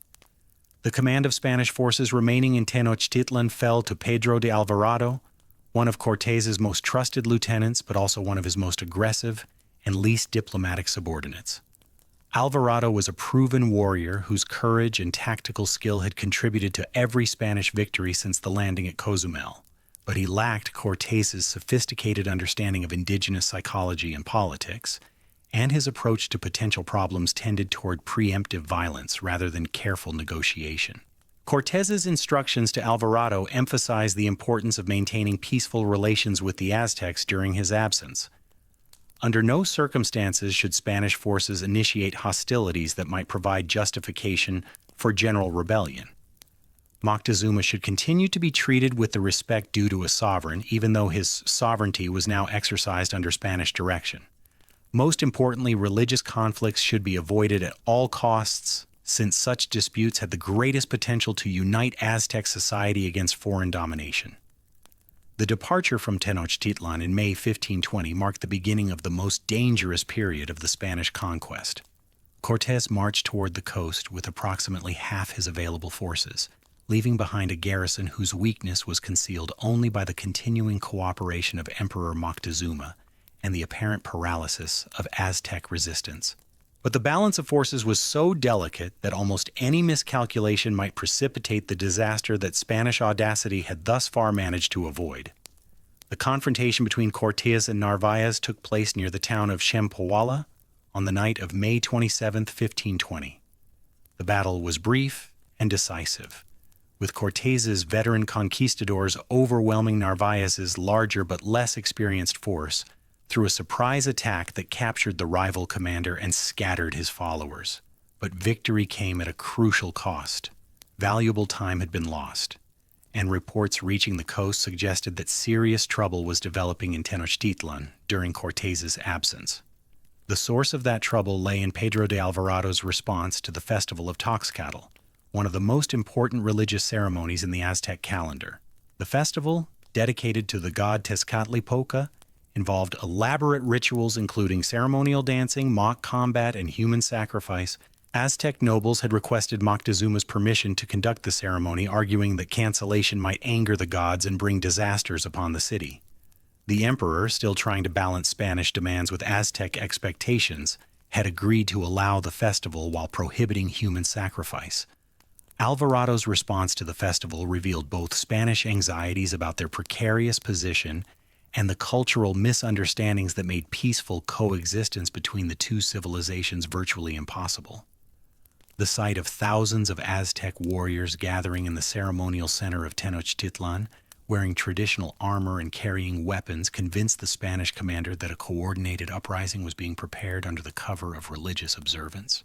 The elaborate nature of the ceremony, with its emphasis on martial themes and its invocation of gods associated with war and conquest, seemed to confirm that the festival was actually a military mobilization disguised as religious celebration. Rather than investigating these suspicions through consultation with Moctezuma or trusted indigenous informants, Alvarado chose to act preemptively. On May 22, 1520, Spanish soldiers surrounded the ceremonial plaza where the festival was taking place and launched a coordinated assault on the assembled Aztec nobility. The attack was devastating in its effectiveness and shocking in its brutality. Hundreds of unarmed participants were killed within minutes, including many of the empire's most important political and religious leaders. The massacre at the Festival of Toxcatl destroyed in a single morning the delicate balance that had allowed Spanish control of Tenochtitlan to survive for 6 months. The victims included not merely anonymous warriors, but the sons and brothers of noble families whose loyalty Cortés had carefully cultivated during his residence in the city. More damaging still was the symbolic significance of attacking a religious ceremony, an act that convinced even moderate Aztecs that Spanish rule was incompatible with the survival of their civilization. The immediate response was an explosion of popular fury that transformed Tenochtitlan from a sullen but manageable occupied city into a battlefield where every street corner might conceal death. Aztec warriors emerged from houses and temples throughout the capital, attacking Spanish soldiers and their indigenous allies with weapons that had been hidden for months in preparation for such a moment. The carefully maintained fiction that Moctezuma remained in voluntary residence with honored guests collapsed as fighting spread through every district of the city. Alvarado and his surviving men found themselves besieged in the palace complex where they had quartered, surrounded by thousands of enraged Aztecs who demanded immediate vengeance for the massacre. The Spanish advantages in weapons and tactics that had proved decisive in open battle were largely neutralized by urban warfare that favored defenders familiar with every building and alleyway. Crossbows and firearms were less effective against enemies who could approach under cover and retreat before retaliation was possible. Most critically, Spanish mobility was restricted by the need to protect their base, while Aztec forces could attack from any direction and withdraw to safety among the general population. The siege continued for days, with Aztec attacks growing more coordinated and Spanish defensive capabilities steadily degrading. Food and water supplies dwindled as the city's markets and aqueducts were controlled by hostile forces. Medical supplies were exhausted, treating wounded men who could not be evacuated to safety. Most ominously, Spanish ammunition was running low, threatening to eliminate their primary tactical advantage if the siege continued much longer. Desperate messages were sent to Cortés on the coast, informing him of the crisis and requesting immediate assistance. But even if help arrived quickly, it was unclear whether any relief force could fight its way through the hostile city to reach the besieged garrison. The Spanish position in Tenochtitlan had become untenable, and their only hope of survival lay in negotiating some kind of settlement that would allow evacuation while preserving their lives, if not their conquests. The negotiations were conducted through Emperor Moctezuma, who retained enough residual authority to serve as an intermediary between the warring parties. But the emperor's position had been fatally weakened by his association with Spanish rule and his apparent inability to protect his subjects from foreign violence. Many Aztec nobles now openly questioned whether he possessed the divine mandate necessary to rule the empire, while popular opinion increasingly favored his brother Cuitlahuac, who had consistently opposed accommodation with the Spanish. Moctezuma's attempts to mediate the crisis revealed the tragic irony of his situation. The emperor, who had once commanded the loyalty of 25 million people, found himself pleading with his own subjects to spare the lives of foreign invaders who held him prisoner. His speeches from the palace roof, intended to calm popular anger and restore order, were met with jeers and accusations of treason. When he attempted to explain that Spanish presence served divine purposes that transcended immediate political concerns, the crowd responded with stones and arrows that wounded the man they had once regarded as a living god. The physical injuries Moctezuma sustained during his final public appearance were less significant than the psychological wounds inflicted by his subjects' rejection of his authority. The emperor, who had spent his entire adult life mediating between human society and divine will, suddenly found himself repudiated by both realms. His gods had apparently abandoned him to foreign domination, while his people blamed him for disasters that followed from his religious convictions. The weight of this double failure crushed whatever remaining will he possessed to continue the impossible balancing act that Spanish conquest had imposed upon him. Moctezuma II died on June 29, 1520, under circumstances that remain controversial to this day. Spanish accounts claim that he succumbed to wounds received during the riot, dying peacefully while urging his people to accept Christian salvation. Aztec sources suggest that he was murdered by Spanish soldiers who no longer found him useful for maintaining control over his former empire. The truth, like so much about the conquest of Mexico, probably lies somewhere between these competing narratives, in the gray area where political necessity intersects with personal tragedy. What cannot be disputed is that Moctezuma's death eliminated the last barrier to open warfare between Spanish and Aztec forces. The emperor's younger brother, Cuitlahuac, was selected as his successor by a council of nobles who were united in their determination to expel foreign invaders regardless of the cost. Unlike Moctezuma, the new emperor had no religious reservations about fighting beings who claimed supernatural authority. If these pale strangers were indeed gods, they were evil gods whose presence corrupted everything they touched, and whose continued existence threatened the survival of Aztec civilization. Cortés received news of Moctezuma's death and Cuitlahuac's succession while completing his victory over Narvaez on the coast. The reports made clear that his position in Tenochtitlan had become impossible, and that immediate action was necessary to prevent the complete destruction of his expedition. But the challenge of relieving the besieged garrison seemed almost insurmountable. Fighting through a hostile city of 200,000 inhabitants to reach a small force trapped in its center would require tactical brilliance, enormous courage, and considerable luck. The relief force that Cortés assembled for the march back to Tenochtitlan was the largest Spanish army yet seen in Mexico. In addition to his original veterans, it included most of Narvaez's soldiers who had chosen to join the conquest rather than return to Cuba in defeat. The combined force totaled approximately 1,300 Spanish soldiers, supported by several thousand Tlaxcalan allies, and equipped with artillery, firearms, and horses that represented the peak of contemporary military technology. But numerical and technological advantages could not overcome the fundamental strategic problem that Spanish forces faced in approaching Tenochtitlan. The city's location on an island in Lake Texcoco meant that it could be approached only along narrow causeways that eliminated Spanish advantages in cavalry and artillery while maximizing Aztec advantages in numbers and defensive positioning. Any assault on the city would require advancing along exposed roads flanked by water, under constant attack from defenders who could withdraw to prepared positions and return with reinforcements.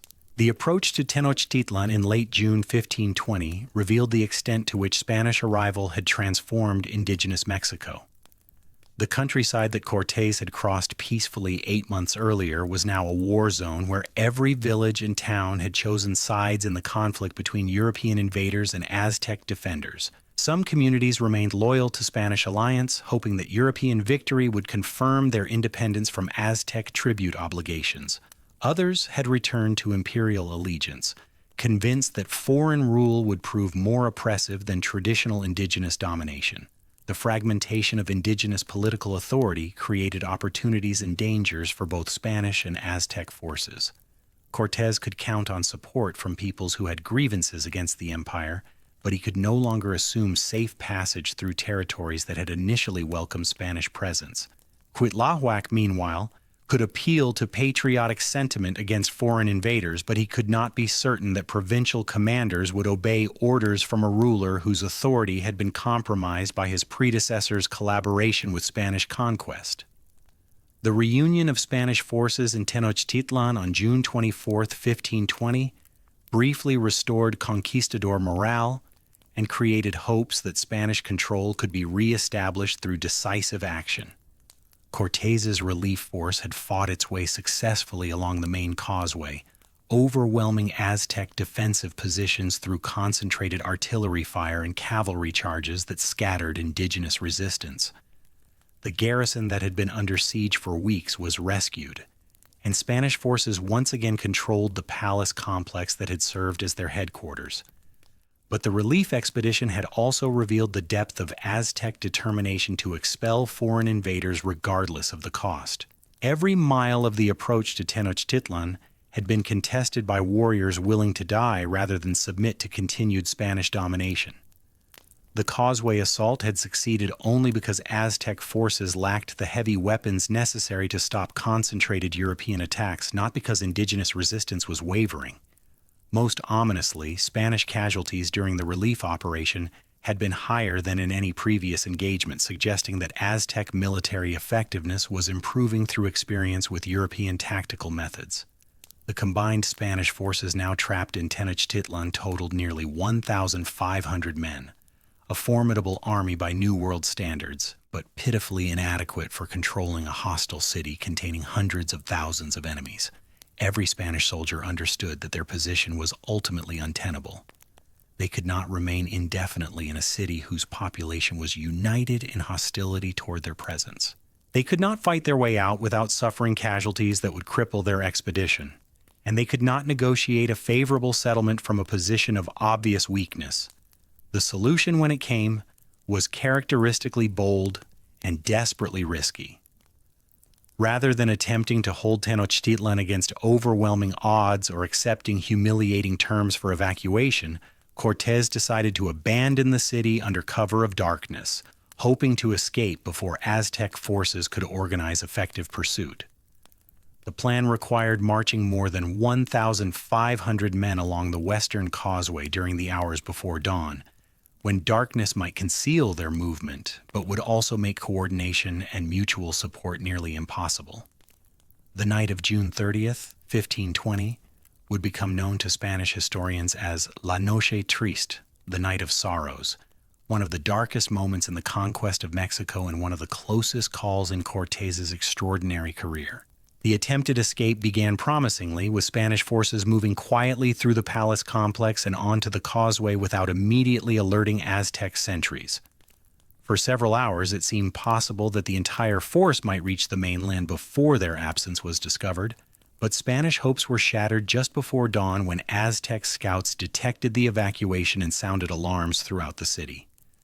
Within minutes, thousands of warriors were pouring onto the causeway from canoes, attacking the Spanish column from both flanks while defenders ahead blocked the route to safety.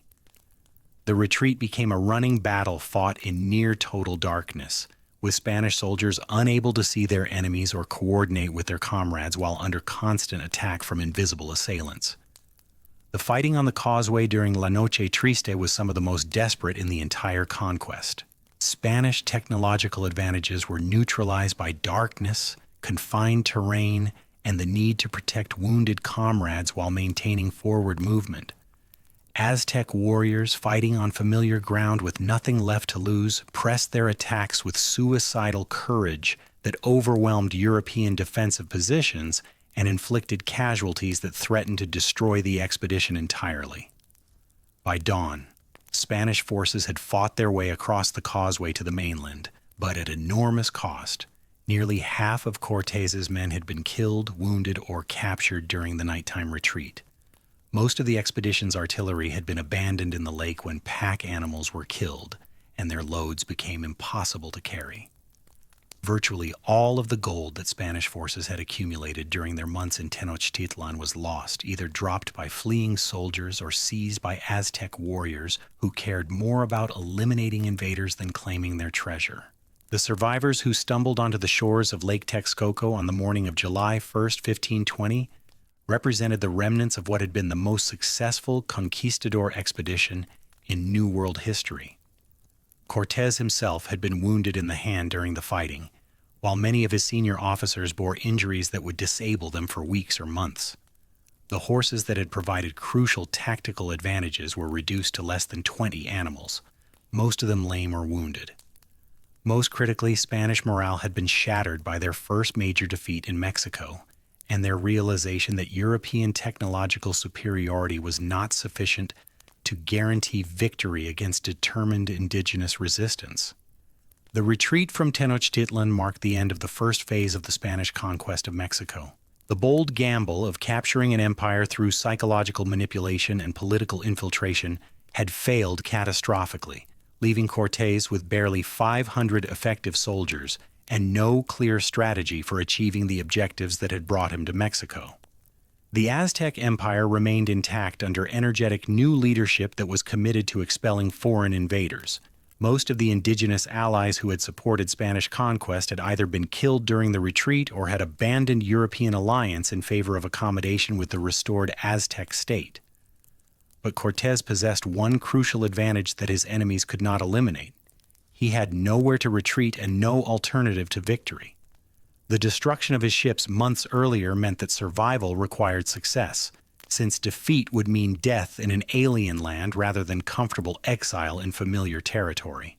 This desperate situation, which would have paralyzed many commanders, instead energized Cortés and convinced him that audacity remained his best hope for transforming disaster into triumph. The Spanish survivors retreated to Tlaxcala, where their former allies received them with a mixture of sympathy and calculation that revealed how dramatically the balance of power in central Mexico had shifted since La Noche Triste. The Tlaxcalans had supported Spanish conquest because they believed European military superiority would enable them to achieve final victory over their Aztec enemies. But Spanish defeat in Tenochtitlan suggested that European technology might not be sufficient to overcome Aztec numerical advantages, particularly when indigenous forces were fighting on familiar terrain with unified command. The months following the retreat from Tenochtitlan tested Cortés's leadership abilities more severely than any previous challenge. His surviving soldiers were demoralized by defeat, weakened by wounds, and doubtful about their commander's ability to reverse the strategic situation through renewed offensive action. Many advocated withdrawal to the coast and eventual evacuation to Cuba, arguing that honor had been satisfied by their initial successes and that further fighting would only result in additional casualties without realistic hope of ultimate victory. Cortés rejected such counsel with arguments that revealed both his strategic insight and his understanding of what motivated his followers. Retreat to the Caribbean would indeed save Spanish lives in the short term, but it would also ensure that their expedition was remembered as a costly failure rather than a world-changing triumph. The men who had followed him to Mexico had risked everything for the chance of extraordinary rewards. They would not be satisfied with mere survival if greater prizes remained within reach. More importantly, Spanish withdrawal from central Mexico would not guarantee long-term safety for European interests in the New World. The Aztec victory over conquistador forces would inspire indigenous resistance throughout the Americas, while Aztec military capabilities enhanced by captured European weapons and tactics would pose ongoing threats to Spanish colonies in the Caribbean and Central America. The conquest of Mexico was no longer merely an opportunity for individual advancement. It had become a strategic necessity for the preservation of Spanish imperial power in the Western Hemisphere. The argument that ultimately convinced Spanish soldiers to continue fighting was simpler and more direct. They had already committed themselves irrevocably to the conquest of Mexico, and retreat was impossible regardless of their preferences. Governor Velázquez in Cuba still considered them rebels who would face criminal prosecution if they returned to Spanish territory. The Spanish crown might eventually pardon successful conquistadors, but it would almost certainly punish failed rebels. Their only hope of avoiding disgrace and punishment lay in achieving a victory so complete that it would justify any irregularities in their methods. But rhetoric alone could not restore Spanish military capabilities that had been devastated during La Noche Triste. Cortés needed time to rebuild his forces, and he needed a strategy that would enable a smaller European army to defeat a larger indigenous one that was now alert to Spanish tactical methods and united under competent leadership. The solution to both problems would come from an unexpected source: epidemic disease that had been silently spreading through central Mexico since the Spanish arrival. The disease that would ultimately determine the fate of the Aztec Empire had arrived with the Spanish, carried in the bodies of men who had developed immunity through generations of exposure to Old World pathogens. Smallpox, typhus, and measles, the invisible conquistadors that accompanied every European expedition, spread silently through indigenous populations that possessed no biological defenses against infections their ancestors had never encountered. What began as isolated cases in coastal communities gradually expanded into a pandemic that would kill more people than all the military campaigns of the conquest combined. The epidemic reached Tenochtitlan in October 1520, just as Emperor Cuitlahuac was organizing the massive military campaign that would drive Spanish forces permanently from Mexican soil. The timing could not have been more devastating for Aztec resistance. At the moment when unity and decisive action were most crucial, the empire's leadership was decimated by a disease that killed without regard for political loyalties or military capabilities. Cuitlahuac himself succumbed to smallpox in December after ruling for only 80 days during the most critical period in Aztec history. The emperor's death created a succession crisis that paralyzed Aztec decision-making at the worst possible moment.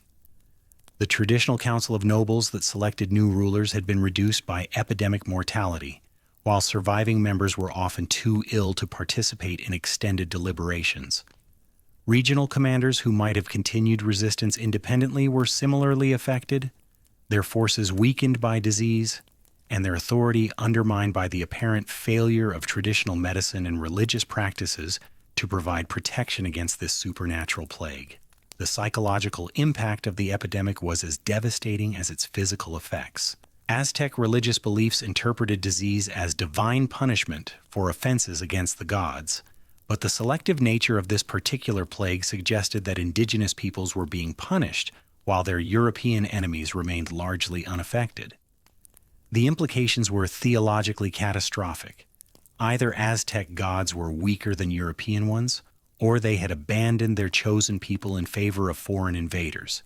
Either interpretation undermined the religious foundations of indigenous resistance and suggested that continued fighting violated divine will. Cortés understood immediately that the epidemic had transformed the strategic situation in central Mexico. Intelligence reports from Tlaxcalan allies described widespread mortality in Aztec territories, collapsed administrative systems, and growing desperation among surviving indigenous leaders. The empire that had seemed invincible during La Noche Triste was disintegrating from within, creating opportunities for renewed Spanish offensive action that might succeed where previous efforts had failed. But the conquistador commander also recognized that Spanish advantages would be temporary. Indigenous populations would eventually develop resistance to European diseases, while survivors would have learned valuable lessons about Spanish military capabilities and limitations. If the conquest of Mexico was to succeed, it would need to be completed quickly before Aztec society could recover from the epidemic and organize more effective resistance under new leadership. The strategy that Cortés developed during the winter of 1520 to 1521 was the most ambitious military plan in the history of New World conquest. Rather than attempting another direct assault on Tenochtitlan, he would implement a systematic siege that would isolate the island city from the mainland territories that supplied it with food, fresh water, and military reinforcements. The siege would combine European tactical methods with indigenous manpower on a scale unprecedented in the Americas, requiring coordination of dozens of allied communities and thousands of warriors in a coordinated campaign designed to starve the Aztec capital into submission. The foundation of this strategy was political rather than military, the recruitment of indigenous allies whose combined forces would provide the numerical strength necessary to surround and isolate Tenochtitlan. The epidemic had weakened Aztec control over tributary peoples, many of whom were reassessing their political loyalties in light of changing circumstances. Communities that had supported the empire when it seemed powerful and stable were now calculating whether their interest might be better served by alliance with Spanish forces that appeared to possess supernatural protection against the diseases devastating indigenous populations. The diplomatic campaign that Cortés launched from his base in Tlaxcala was a masterpiece of political manipulation that exploited every grievance, ambition, and fear that divided the peoples of central Mexico. Spanish envoys, accompanied by indigenous interpreters led by Malintzin, traveled throughout the region with carefully crafted messages designed to appeal to the specific concerns of different communities. To peoples who resented Aztec tribute obligations, they offered permanent exemption from such payments under Spanish rule. To groups with territorial disputes against imperial favorites, they promised support for land claims. To communities that had suffered from Aztec human sacrifice quotas, they offered protection under Christian laws that prohibited such practices. But the most powerful argument for Spanish alliance was simply the evidence of Aztec weakness that the epidemic had made visible throughout central Mexico. Cities that had never questioned imperial authority were now witnessing the collapse of administrative systems, the death of local officials, and the apparent inability of Aztec gods to protect their chosen people from foreign diseases. If the empire could not defend itself against invisible enemies, how could it protect its subjects from visible ones armed with steel and gunpowder? The response to Spanish diplomatic initiatives exceeded Cortés's most optimistic expectations. By spring 1521, his alliance included not merely the Tlaxcalans who had supported him from the beginning, but dozens of other communities representing hundreds of thousands of potential warriors. The cities of Cholula, Huejotzingo, and Chalco formally declared their independence from Aztec authority and pledged military support for Spanish conquest. More dramatically, several communities within the Valley of Mexico itself, including Texcoco, the second largest city in the Aztec Empire, abandoned imperial allegiance and opened negotiations with conquistador representatives. The defection of Texcoco was particularly devastating for Aztec resistance because it eliminated the empire's most important ally and provided Spanish forces with a secure base on the eastern shore of Lake Texcoco, directly across from Tenochtitlan. The city's harbors, shipyards, and arsenals would prove crucial for the naval component of Cortés's siege strategy, while its population provided both warriors and workers needed for the massive logistical undertaking that the conquest had become. The new ruler of Texcoco, Ixtlilxochitl, was a young nobleman whose succession to power had been disputed by pro-Aztec factions within his city. His alliance with Spanish forces represented both personal ambition and genuine conviction that indigenous survival required accommodation with European power. Unlike leaders who saw Spanish alliance as a temporary expedient, Ixtlilxochitl embraced Christian conversion and European customs as necessary adaptations to a world transformed by conquest. His decision to support Cortés was calculated and irreversible, based on the assessment that Aztec power was permanently broken and that future prosperity required alignment with the new imperial order. But the most crucial element of Cortés's siege strategy was technological. The construction of a fleet of armed vessels that could control Lake Texcoco and prevent supplies from reaching Tenochtitlan by water. The ships would need to be built from scratch using materials and methods that were largely unfamiliar to indigenous craftsmen, while meeting specifications that would enable them to function effectively in the shallow, brackish waters of the Mexican Highland Lake. The solution was characteristically audacious. Cortés commissioned the construction of 13 brigantines, shallow draft sailing vessels equipped with cannons and designed for rapid maneuvering in confined waters. The ships would be built in Tlaxcala, then disassembled and transported overland to Lake Texcoco, where they would be reassembled and launched from the Spanish base at Texcoco. The project required months of intensive labor by thousands of indigenous workers, supervised by Spanish shipwrights who had to adapt European naval architecture to American materials and conditions. The Brigantine construction project became a symbol of the cultural synthesis that the conquest was creating throughout central Mexico. Indigenous craftsmen learned European woodworking techniques while contributing knowledge of local materials and conditions that European experts lacked. Tlaxcalan nobles provided labor and resources while gaining first-hand exposure to Spanish military technology and industrial methods. The ships themselves represented a fusion of Old and New World capabilities, European design, and weapons mounted on vessels built largely by indigenous hands using American timber. While the brigantines were under construction, Cortés was also organizing the largest indigenous army in Mexican history. The combined forces of his various allies eventually totaled more than 100,000 warriors, drawn from communities throughout central Mexico that had concluded their interests lay with Spanish victory rather than Aztec survival. The army was far too large to be supplied or commanded using European methods, requiring adaptation of indigenous logistical and organizational systems to Spanish strategic objectives. The challenge of coordinating such diverse forces was complicated by the different military traditions, languages, and political objectives that various allied communities brought to the campaign. Tlaxcalan warriors fought in disciplined formations using traditional weapons and tactics that emphasized individual courage and capture of prisoners for sacrifice. Cholulans preferred ambush and surprise attacks that minimize casualties while maximizing psychological impact on enemies. Communities from the Valley of Mexico contributed detailed knowledge of Aztec defensive preparations and supply lines, but their reliability remained questionable given their recent defection from imperial allegiance. Cortés addressed these challenges through a command structure that balanced Spanish strategic direction with indigenous tactical autonomy.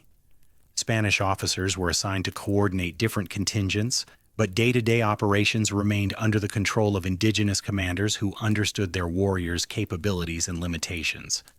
The overall campaign plan was Spanish, but its implementation relied heavily on traditional Mexican military practices adapted to the specific requirements of siege warfare. The siege of Tenochtitlan began on May 26, 1521, with the coordinated advance of Spanish and Allied forces along the three causeways that connected the island city to the mainland. The operation was the largest military undertaking in the history of the Americas to that point, involving more than 100,000 combatants and requiring logistical coordination on a scale that challenged the administrative capabilities of both Spanish and indigenous command systems. The Aztec response to the siege revealed both the empire's continuing military capabilities and the devastating effects of the epidemic and political fragmentation that had weakened central authority. The new emperor, Cuauhtémoc, was a young warrior prince whose selection had been based primarily on his commitment to resistance rather than his political experience or diplomatic skills. His strategy was necessarily defensive: hold Tenochtitlan as long as possible, while hoping that Spanish logistical difficulties or Allied defections would force abandonment of the siege. Cuauhtémoc's defensive preparations were elaborate and sophisticated, reflecting Aztec military engineering capabilities that Spanish observers found impressive despite their hostility to indigenous culture. The causeways had been broken in multiple places and fortified with wooden palisades and stone barriers that would force attacking troops to advance across narrow bridges under concentrated fire from defenders on both flanks. The city itself had been organized for siege, with food supplies centralized, fresh water rationed, and civilian populations relocated away from areas likely to face direct assault. But the emperor's most innovative defensive measure was the deployment of captured Spanish weapons and tactics alongside traditional Aztec methods. Crossbows and firearms taken during La Noche Triste had been studied and partially reproduced by indigenous craftsmen, while Spanish tactical methods had been analyzed and adapted to Mexican conditions and materials. Aztec warriors now fought in formations that resembled European models, using coordinated volleys of projectile weapons to maximize their impact against attacking forces. The early phases of the siege demonstrated that Spanish technological advantages, while significant, were not overwhelming when deployed against prepared defenses manned by experienced warriors who had learned from previous encounters with European forces. Attacks along the causeways made slow and costly progress, with Spanish and Allied casualties mounting steadily as Aztec defenders contested every bridge and barricade. The brigantines that Cortés had constructed with such effort proved effective at interdicting supply lines, but they could not eliminate the fresh water springs within Tenochtitlan or prevent determined defenders from foraging at night in the marshy areas around the city. Most frustrating for Spanish commanders was the realization that their indigenous allies, despite their enormous numbers, were not fully committed to the kind of total warfare that siege success required. Many Allied contingents preferred traditional Mexican forms of combat that emphasized the capture of prisoners for sacrifice rather than the systematic destruction of enemy capabilities. Others were primarily interested in settling old scores with particular Aztec communities rather than contributing to the broader strategic objective of forcing imperial capitulation. The breakthrough that ultimately decided the siege came not from military innovation, but from the relentless application of Spanish determination combined with the cumulative effects of disease, starvation, and psychological exhaustion on Tenochtitlan's defenders. By July 15, 21, the city's population had been reduced by epidemic mortality, while survivors were weakened by malnutrition as the naval blockade prevented food supplies from reaching the capital. Fresh water supplies contaminated by corpses and sewage that could not be properly disposed of during the siege became sources of additional disease that further degraded defensive capabilities. The psychological impact of these accumulated hardships was amplified by the apparent immunity of Spanish forces to the diseases that were devastating indigenous populations. Aztec religious leaders struggled to explain why their gods continued to favor foreign invaders over the chosen people who had served them faithfully for generations. Some priests began suggesting that resistance to Spanish conquest violated divine will, while others advocated desperate measures, including mass human sacrifice, that might restore supernatural protection for the empire. The final assault on Tenochtitlan began on August 1, 1521, with coordinated attacks along all three causeways supported by brigantine bombardment of the city's ceremonial center. The fighting was some of the most intense and destructive in the entire conquest, as Spanish and Allied forces advanced building by building through a city whose defenders had nothing left to lose. Aztec resistance was fierce and disciplined, but ammunition shortages, food scarcity, and epidemic mortality had reduced defensive capabilities below the level necessary to repel determined assault by overwhelming numbers. The destruction of Tenochtitlan during the final weeks of the siege shocked even Spanish observers who had witnessed years of warfare in Mexico. Buildings that had impressed conquistadors with their architectural sophistication were systematically demolished to prevent their use as defensive positions. Canals that had made the city a marvel of hydraulic engineering were filled with rubble to allow Spanish cavalry to maneuver effectively. Most tragically, thousands of non-combatants, including women, children, and elderly people who had taken refuge in temples and public buildings, died when structures collapsed under artillery fire or were burned during street fighting. The psychological impact on Spanish soldiers was profound and contradictory. Many were awed by the courage of Aztec defenders who continued fighting even when their city was being destroyed around them and their emperor had been forced to retreat to a few remaining buildings in the ceremonial center. Others were horrified by the scale of destruction that conquest required, particularly the civilian casualties that resulted from siege warfare in a densely populated urban area. Some began questioning whether the wealth and glory they sought justified the human cost of achieving it. But such doubts were overwhelmed by the magnitude of what Spanish forces were accomplishing. The city they were destroying was one of the largest and most sophisticated in the world, while the empire they were conquering controlled territory and population that exceeded many European kingdoms. The conquistadors understood that they were participating in a world historical event that would be remembered for centuries, and that their individual roles in the conquest would guarantee them permanent places in the annals of human achievement. Emperor Cuauhtémoc was captured on August 13, 1521, while attempting to escape the ruined city by canoe. his seizure marked the formal end of Aztec resistance and the beginning of Spanish colonial rule over central Mexico. The young emperor's capture was almost anticlimactic after months of desperate fighting, occurring not during a final heroic battle, but during a confused skirmish as Spanish brigantines intercepted fleeing refugees on Lake Texcoco.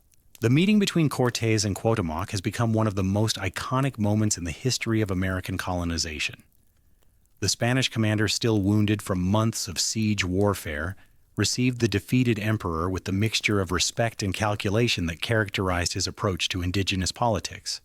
Cuauhtémoc, barely 25 years old, and representing the final collapse of an empire that had dominated Mexico for more than a century, reportedly told his captor, "I have done everything in my power to defend my kingdom and my people. Since fortune has not favored me, take my life, for that would be most just, and you would be doing me a great favor."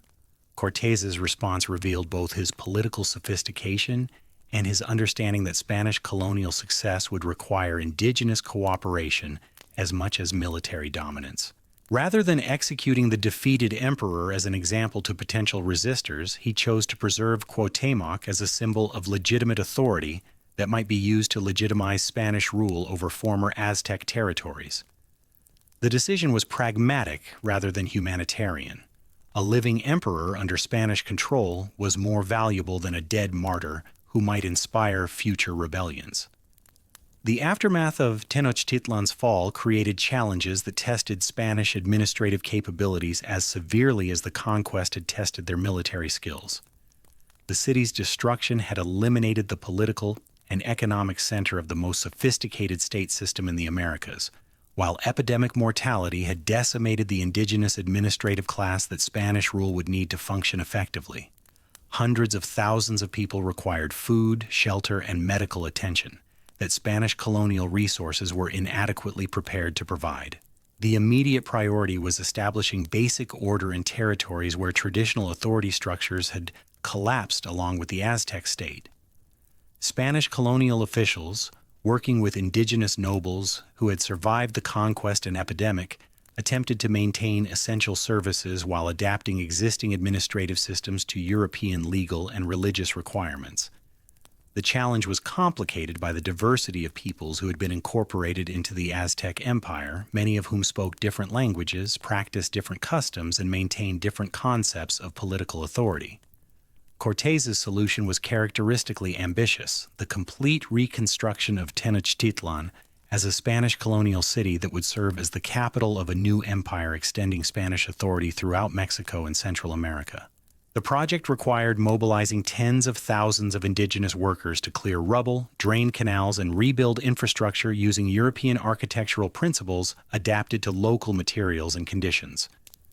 The new city, renamed Mexico City, would symbolize both Spanish victory and the cultural synthesis that colonial rule was creating throughout the region. The reconstruction of the former Aztec capital became a showcase for the possibilities and contradictions of Spanish colonialism. European urban planning principles created a city layout that was more regular and functional than the original Tenochtitlan, while Spanish architectural styles produced buildings that were more durable and impressive than their indigenous predecessors. But the construction process also demonstrated the human cost of colonial rule. Thousands of indigenous workers died from overwork, disease, and accidents during the rebuilding project, while survivors received minimal compensation for labor that enriched Spanish colonists and officials. The wealth that conquest made available to Spanish participants exceeded even their most optimistic expectations. The systematic looting of Aztec treasuries, temples, and palaces produced quantities of gold and silver that dwarfed anything previously seen in European colonial enterprises. Individual conquistadors became wealthy beyond their wildest dreams, while the Spanish crown received tribute payments that financed European wars and imperial expansion for generations. But the greatest riches lay not in accumulated treasures, but in the productive capacity of Mexican territory and population. Land suitable for European crops and livestock, mineral deposits of unprecedented richness, and indigenous labor that could be organized to produce wealth on an industrial scale. The encomienda system that Spanish officials implemented to organize colonial exploitation was theoretically designed to protect indigenous peoples while ensuring adequate labor for Spanish enterprises. Indigenous communities were assigned to individual Spanish colonists who received tribute and labor services in exchange for providing protection, instruction in Christian doctrine, and access to European technology and trade goods. The system was presented as beneficial to all parties. Spanish colonists received the workers they needed to develop their enterprises, while indigenous peoples gained access to superior European civilization and eternal salvation through Christian conversion. The reality of encomienda implementation was far more brutal and exploitative than official rhetoric suggested. Spanish encomenderos treated their assigned communities as personal property to be exploited without regard for indigenous welfare or rights.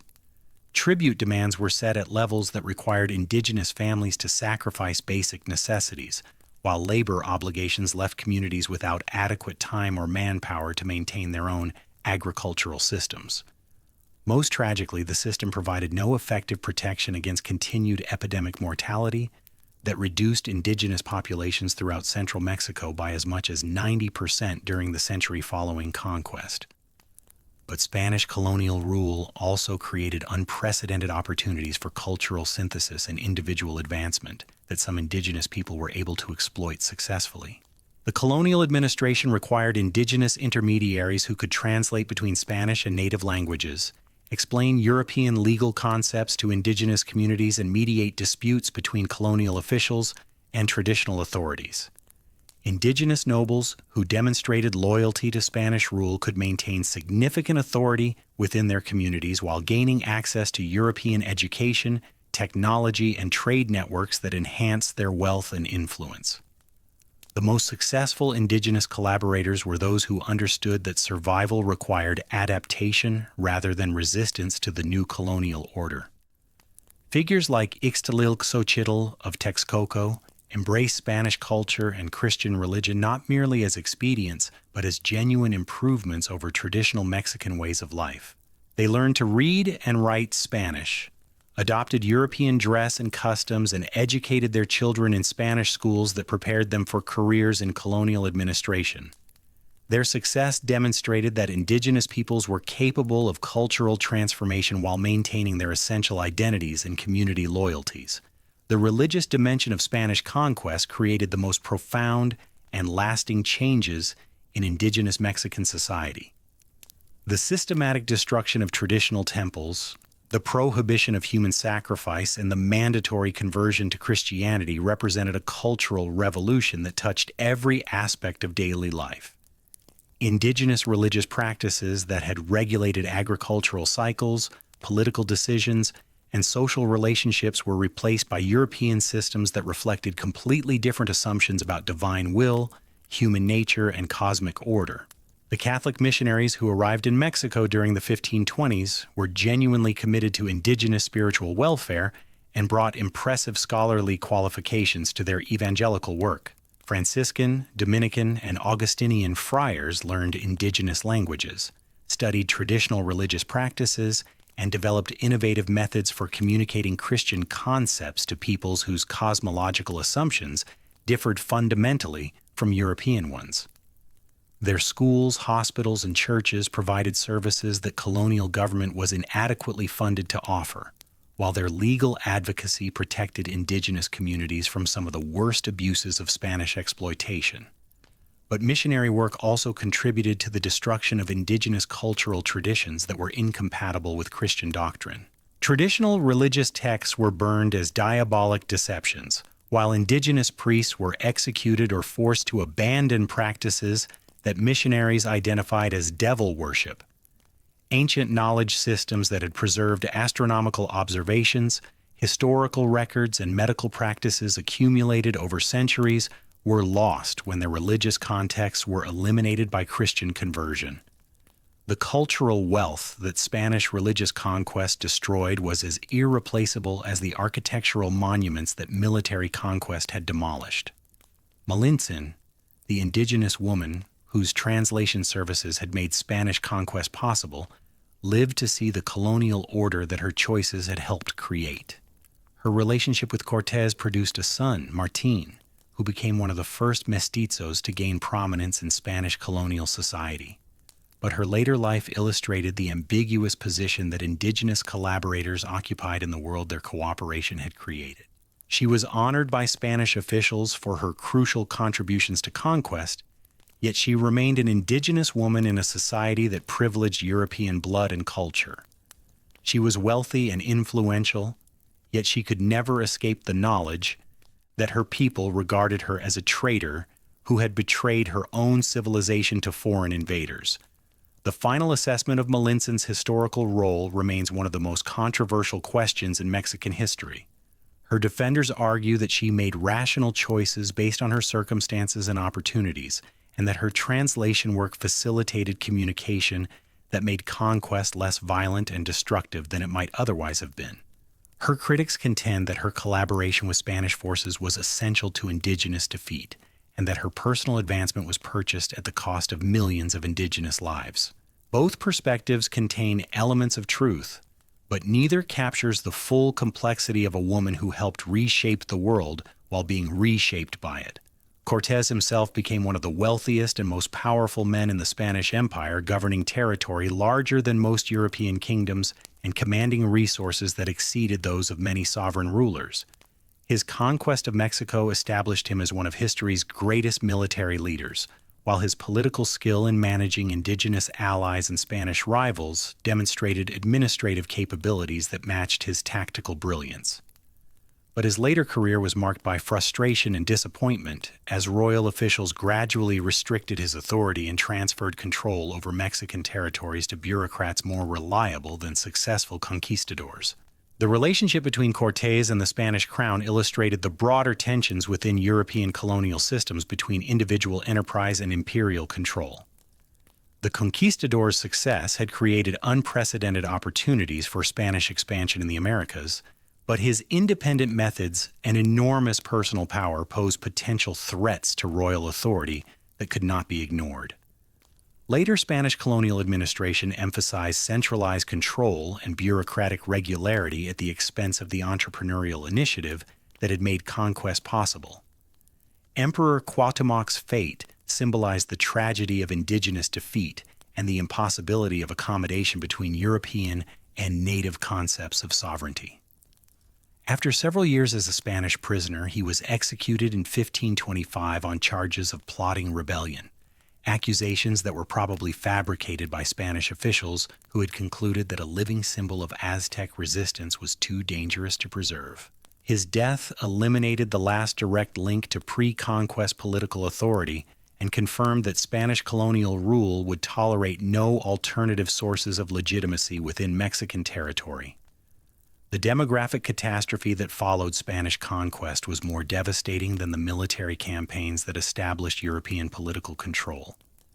Epidemic diseases, exploitation of indigenous labor, and disruption of traditional agricultural systems reduced the population of central Mexico from perhaps 15 million in 1519 to barely 1 million by 1600. The scale of mortality was unprecedented in human history and represented cultural destruction comparable to the greatest genocides of the modern era. But indigenous Mexico did not simply disappear under Spanish colonial rule. Communities that survived the initial catastrophe developed strategies for preserving essential elements of their traditional cultures while adapting to European requirements. Indigenous languages, religious practices, artistic traditions, and social customs persisted in modified forms that reflected both pre-conquest heritage and colonial circumstances. The Mexico that emerged from 3 centuries of Spanish rule was neither purely European nor purely indigenous, but something genuinely new that combined elements of both traditions. The conquest of Mexico established patterns that would shape European colonization throughout the Americas. The combination of military force, epidemic disease, indigenous alliance, and religious conversion that Cortés employed became the model for later Spanish expansion into Central America, South America, and the North American Southwest. The administrative systems, legal principles, and cultural practices that Spanish officials developed to govern Mexico were adapted and applied throughout the Spanish colonial empire. but the conquest also demonstrated the limitations of European power in the Americas. Spanish control depended heavily on indigenous cooperation, and colonial success required accommodation to local conditions and traditions that could not be eliminated through military force alone. The Mexico that Spain ruled for 3 centuries was shaped as much by indigenous heritage as by European intervention, and the independence movement that eventually expelled Spanish authority drew inspiration from both Aztec resistance and European political theory. The gold and silver that Spanish conquest extracted from Mexico financed European wars, exploration, and colonization for centuries while contributing to inflation and economic disruption that affected the entire Atlantic world. The precious metals that conquistadors plundered from Aztec treasuries became the foundation for global trade networks that connected Europe, Asia, Africa, and the Americas in unprecedented systems of exchange. The economic consequences of Mexican conquest extended far beyond the territories directly affected, influencing everything from Chinese porcelain production to African slave trading to European banking practices. The environmental impact of Spanish conquest was as profound as its human and economic effects. European livestock, crops, and agricultural techniques transformed Mexican landscapes, while indigenous species and ecosystems were displaced or destroyed. The horses that had provided crucial military advantages during conquest became the foundation for new forms of transportation and communication that connected previously isolated regions. But European agricultural systems also contributed to soil erosion, deforestation, and ecological degradation that reduced the carrying capacity of territories that had supported much larger populations under indigenous management. The intellectual consequences of contact between European and indigenous civilizations challenged basic assumptions about human nature, cultural development, and divine providence that had shaped medieval worldviews. European scholars were forced to acknowledge that sophisticated civilizations could develop independently of classical and Christian traditions, while indigenous achievements in astronomy, mathematics, and engineering demonstrated capabilities that contradicted European prejudices about cultural superiority. The encounter with American civilizations contributed to the intellectual transformations that produced the scientific revolution and the Enlightenment. The Spanish conquest of Mexico was simultaneously one of history's greatest military achievements and one of its greatest human tragedies. The courage, skill, and determination that Cortés and his followers displayed in conquering an empire of 25 million people with fewer than 600 soldiers deserves recognition as an extraordinary accomplishment. But that achievement was purchased at a cost in human suffering that included the destruction of one of the world's great civilizations and the deaths of millions of innocent people whose only crime was occupying territory that Europeans coveted. The moral complexity of the conquest defies simple judgments about heroes and villains, victims and perpetrators. Cortés was a brilliant leader whose strategic vision and tactical skill achieved the impossible. But he was also a ruthless exploiter whose methods caused immeasurable suffering. Indigenous peoples like Malintzin and Ixtlilxochitl made rational choices based on their circumstances and opportunities, but their collaboration facilitated conquest that destroyed traditional ways of life for millions of their contemporaries. Spanish missionaries genuinely sought to improve indigenous spiritual and material welfare, but their work contributed to cultural destruction that was as devastating as military conquest. The story of Spanish conquest teaches us that historical events rarely conform to the moral categories we prefer to apply to them. The same actions that we condemn as brutal and exploitative also created opportunities for cultural exchange and human advancement that would have been impossible without European intervention. The same indigenous collaborators whom we criticize as traitors to their people also preserved elements of traditional culture that might otherwise have been completely destroyed. The same Spanish conquistadors whom we denounce as genocidal invaders also demonstrated courage and determination that expanded human knowledge of what individual achievement could accomplish. Perhaps the most important lesson of the conquest is that historical change, however traumatic and destructive, also creates possibilities for renewal and synthesis that can produce achievements greater than either previous tradition could have accomplished independently. The Mexico that emerged from the collision of European and indigenous civilizations was scarred by conquest and colonization, but it was also enriched by cultural fusion that created new forms of art, architecture, literature, and social organization. The modern nations of Mexico and the broader Latin American region represent neither European nor indigenous civilization, but something uniquely American that draws strength from both heritages. Standing today in the Zócalo of Mexico City, where Tenochtitlan's ceremonial center once displayed the architectural achievements of Aztec civilization, visitors can see the cathedral that Spanish colonists built from the stones of demolished temples. The building symbolizes both the destruction of indigenous culture and its persistence within new forms. European architectural principles expressing Christian theology through indigenous labor, using local materials and techniques. It is a monument to conquest, but also to survival and adaptation. The conquest of Mexico changed the world in ways that continue to shape our contemporary global civilization. The precious metals that Spanish forces extracted from American mines provided the capital that financed European exploration, colonization, and industrialization. The crops that indigenous peoples had developed over millennia, maize, potatoes, tomatoes, peppers, became staples of world agriculture that enabled population growth and economic development on every continent. The administrative and legal systems that Spanish officials created to govern their American territories became models for colonial rule that European powers applied throughout Africa, Asia, and Oceania. But perhaps the conquest's most lasting legacy lies not in its immediate consequences, but in the questions it raised about human nature, cultural development, and moral responsibility that continue to challenge us today. How do we balance recognition of historical achievement with acknowledgement of its human costs? How do we honor the courage and determination of historical actors while condemning the suffering their actions caused? How do we preserve the memory of destroyed civilizations while celebrating the new ones that emerged from their ruins?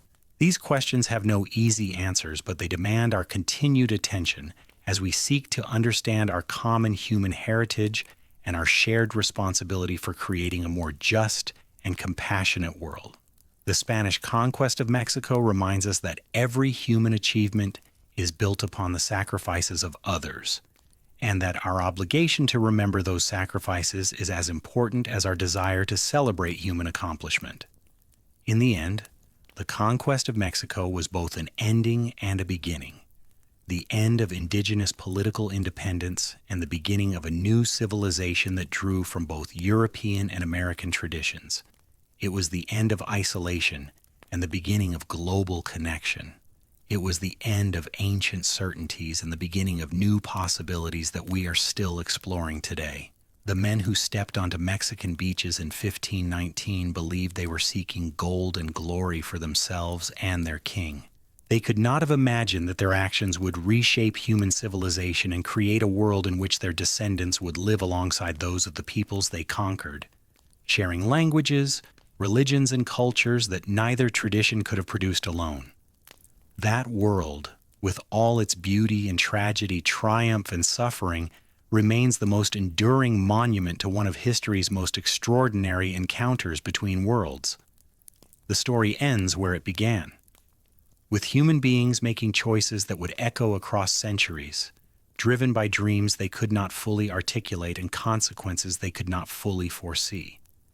In their courage and their cruelty, their vision and their blindness, their achievements and their failures, Cortés and his contemporaries remind us that we too are making choices whose consequences our descendants will inherit.